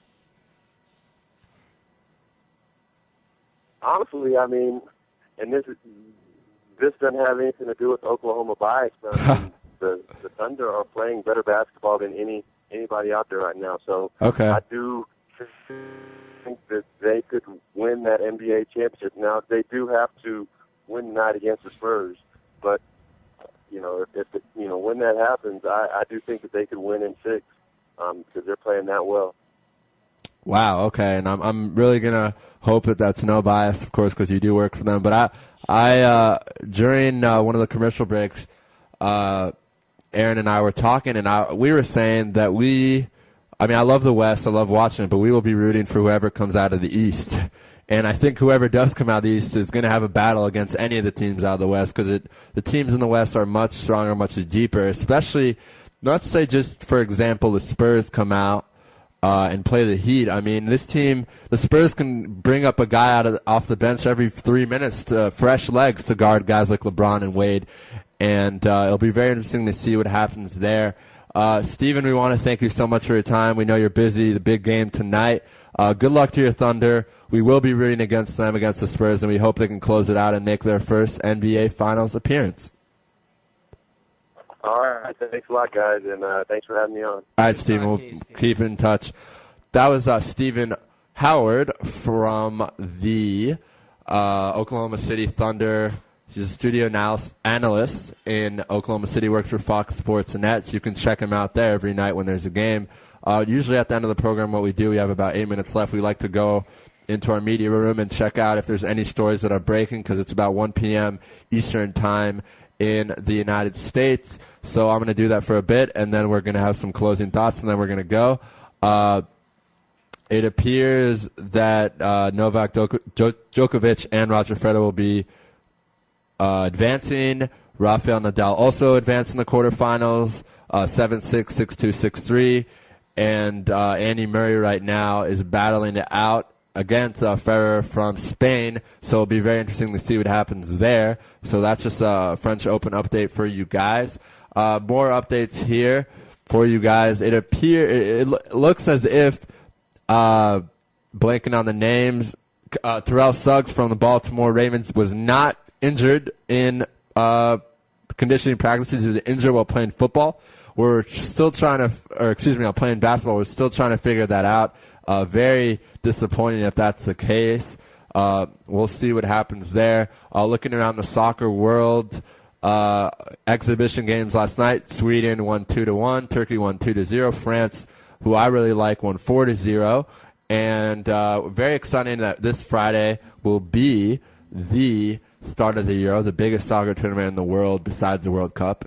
And that's just an update from the soccer world. Now going to the baseball world, we want to talk a little bit about some games in the past couple of days, and some teams are playing really well. The Mets are playing really well. Of course, had the no-hitter with Johan Santana. And last night, Andy Pettitte looked vintage Andy Pettitte, and I love Andy Pettitte. So that's great to see him back in the game. Pitched, I believe, we're looking up the stats right now. Whatever, he pitched a shutout, very well played. So that's very exciting to see that. And just looking around the league a little bit more, it looks as if Clemens is still going on with the trial. We're going to see what happens with that. Bryce Harper had a game-winning single with 2 outs in the 12th inning. That's pretty clutch against the Mets last night on my birthday. And Tommy Lasorda, former manager of the Los Angeles Dodgers, had a mild heart attack. He's okay. Baruch Hashem. Moving on to NFL, the Sandusky jury is going to start soon, ladies and gentlemen. Penn State, a lot of Penn State alumni are going to be involved in that. Not good for Sandusky. We're going to be talking a lot about that when Ari comes back, because Ari loves that kind of stuff. It's very sad about what happened, and we hope the victims are going to get some justice. In the college basketball world, Butler will be leaving for the Atlantic 10 this year. So they'll, as I mentioned with Jim, Butler, Xavier, and Temple will be playing next year. So that's going to be super, super exciting. I'm just trying to find out some more things for you guys to update our listeners. We're waiting to hear some big stories. Most of the stories break at 3 p.m. Eastern Time, but we're trying to give you some up-to-the-date stuff right now. All the friendlies are over in soccer, I believe, because the Euro is starting Friday. And we're very happy that everyone enjoyed the show. We just got a shout-out from Gina Miller. So, Gina, if you're listening, thank you so much for coming on. We'll be in touch with you after the show. And hockey playoffs, things are looking really good for the LA Kings. Really good. Kings are up 3-0. They can wrap it up tonight, I believe. Yeah, Wednesday, 8 p.m. That's 3 a.m. local time if you want to stay up in Israel. I'm going to go ahead and predict the Kings are going to sweep. What do you think, Aaron? Sweep. Interesting stuff there. I kind of, never really want to sweep, though, in the Stanley Cup Finals, or especially in the championship. That's not really that exciting, but L.A. deserves it. They haven't had anything, seems like, in a long time. So we'll see what happens there. That'll be a great game tonight. And another huge game tonight. We talked about Stephen Howard. Game 6 in Oklahoma City. They'll be wearing the blue in Oklahoma City, and that starts at 9 Eastern, which means it's 4 a.m. I'll have to decide if I'm going to stay up for that. Maybe I'll take a nap. The Lakers decide to pick up $16.1 million option on Andrew Bynum. Interesting stuff there. He was an All-Star last year. The Wizards decide to keep Ryan Whitman, who, of course, is a former IU grad. Got to give some love to him. Was on the, I believe, the 1981 or the 1987 championship team. IU. Go IU, go Hoosiers. Not really sure why the Wizards retained him. He was 18-31 as their coach, but maybe that's good enough. We need a Hoosiers day. We will have a Hoosiers day. We need an Indiana Hoosiers day. Snyder, who used to be the coach of Missouri, is meeting with the Bobcats. Will be interesting to see who the Bobcats get as their new coach. Vincent. Excuse me. I made a mistake there. Sam Vincent is trying to see what's going to happen in Orlando. A lot of problems with Orlando. Earlier in this week, we had a great interview with O'Donnell Foyle, who's part of the front office, former NBA player. You got to feel bad for him because of everything going on in Orlando. They don't have a coach right now, and they have to draft. The NBA draft, of course, June 28th. 2 new players were added to the select team, which is the team that will be playing against the USA team in preparation for the Olympics, which is coming up in July. And the team features Kyrie Irving, All-Star, I believe, Jeremy Lin, we all know about him, John Wall, Kawhi Leonard from the Spurs, DeJuan Blair from the Spurs, DeMarcus Cousins, DeMar Rosen from my Toronto Raptors, Derek Favors from Utah, Gordon Hayward from Utah, Paul George from Indiana, Taj Gibson from Chicago, and Klay Thompson from Golden State. And Boston center Greg Sismo was added. Very interesting thing. A guy who plays 5 minutes a game in the NBA was added. Very good player, though. Gets a lot of blocks. Lance Thomas was added, as well as plays for the New Orleans Hornets. And Ryan Anderson, who's one of my favorite players in the NBA, has decided to withdraw, and he should have withdrawn because he's an all-star player, arguably better than Dwight Howard this year in different ways, obviously. Howard's obviously the best player and rebounds and stuff, but Anderson, very explosive. A lot of stuff going on, and we love to update you here at Israel Sports Radio. Interesting thing by the Blazers selecting the former Clippers GM Neil Olshey to be the new GM of Portland. I don't like this at all. I really don't like this. I didn't like Olshey when he was on the Clippers. I don't see what they're doing. The Trailblazers have always made dumb decisions in management. No offense, Greg Oden, I love you. I saw you play basketball in high school, and you were very good, but your time's over. Just trying to see if there's anything else that we can, some NFL, anything in the NFL that's going on right now, big stories that just are breaking. As I mentioned, Terrell Suggs could get in a lot of trouble, guys, if he was playing basketball. He could get sued by the Ravens. Of course, we had a Baltimore Ravens exec on yesterday. We're trying to see what's going on with the NFL. We can't seem to find anything right now, so I think Terrell Suggs is the biggest story. And that's it for tonight's program. Tomorrow we will be having former Pro Bowler Henry Lawrence and former Super Bowl champion for the Los Angeles Raiders and Oakland Raiders, Henry Lawrence. We'll be having Frank Trigg, who's the main guy for ESPN Radio, on MMA. A lot of soccer tomorrow as well. Samaki Walker, the former Los Angeles Laker great on those three-peat teams with Kobe Bryant, will be joining us at 12 Eastern, 7 local time. Avi Creditor and Zach Lee Fig from Goal.com, probably the best soccer coverage magazine in the world, will also be joining us. Next week, we're going to have Mark Stein, and we're going to have the play-by-play guy for the Los Angeles Galaxy. And I want to make some very exciting breaking news, and I'm sure, Aaron, this will be very exciting for you to hear, and who knows, maybe I'll be able to co-host it with me. But I just confirmed with the New York Giants offensive coordinator, one of the hottest coaches in the league, Kevin Gilbride, will be joining us on Israel Sports Radio. Very exciting day for us. Wow. And we will be also joined by the play-by-play guy of the Bulls, Charles Swirsky. So that's going to be a very exciting day. And Eric Stover, the former executive with the New York Red Bulls, who actually brought Thierry Henry from France to the Red Bulls, will be joining us. He's about to get a job. So Bill Rowland from Washington, D.C., CBS Sports. So that's going to be a very exciting day, June 19th. So please join us. Mark Stein will be joining us on the program as well. A lot of great stuff. Tommy Smith on the 25th. We had a great show. We want to thank everyone who's been on the show today. I'm sorry if I haven't been myself. For our listeners out there, I've been very under the weather today. But on today's show, we were joined by Aaron. So, Aaron, I want to give a shout-out to you, and thank you so much for joining us today. It was a pleasure having you on. Thanks for having me on. And we're looking forward to having you on again in the future. We'll keep in touch about that. But starting off with today's show at 10 a.m. Eastern Time, we start off with Brian from Philadelphia. We had a lot of technical difficulties. At 10:30, we had Dan Carell from Indiana, IU represent. He's the head of WIUX Radio, which is the radio at IU.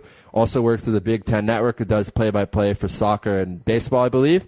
After that, we had Andrea, which was interesting. I'm not going to lie. I know he couldn't understand a lot of the things we said, but he did a great job, and he wrote me after the interview and thanked me. So great stuff there from Andrea. Then we had the pleasure of interviewing Zach Wilsley, talked to him about Euro. He likes Germany. I do too, which is kind of weird because it's Israel, but that's okay. Then we had an amazing time with Gina Miller. Again, if your dad's listening, hope everything's good in the north. Then we had Jim Williams, who is just a class act, love him. And then we had Upton Bell, which I want to get some closing thoughts from you, Aaron, on what it meant for you to talk to really a legend in the NFL. Or his family is really, owner of the Eagles, former NFL commissioner. I think we just need to have him back on again. I think we need to spend a half an hour. An hour? Who knows? And not talk. No talking. And just let him talk. Sure. And I want to learn what he knows about sports and about what it takes to be a successful owner and a successful general manager, a successful sportscaster. Right. All these things that this man does. He was truly remarkable. And we're going to have him on again. We are. And then we finish the show with Stephen Howard from the Oklahoma City Thunder, who says the Oklahoma City Thunder will be the champions of the NBA. And that'd be pretty exciting because I must remind you, the Oklahoma City Thunder's 3 best players are under 23. That is scary. James Harden is 22. Kevin Durant is 23. And I believe Russell Westbrook is turning 23 or 20. That is scary. I mean, LeBron is 28. He hasn't won yet. I love LeBron. I'm not hating on him. He's my boy. In fact, now that I mentioned that, please check out our website. We're very, very proud to announce that our own Doobie Pick was able to secure an exclusive interview with LeBron James. LeBron James only did 2 interviews this year with the media, besides pregame and all that. One with Slam and one with Eurobasket. Doobie Pick, David Pick, who's a good friend of our program. So check that out on our website. It's in our blog section. Clenari Carter is also in the blog section, and I am also in the blog section. But check out that article. It's a great story about LeBron James going to high school with one of the best players who plays in Israel. Whew. That's it, though, for tonight. Please tune in tomorrow at 5 p.m. local time, 10 a.m. Eastern time. Good night from Jerusalem.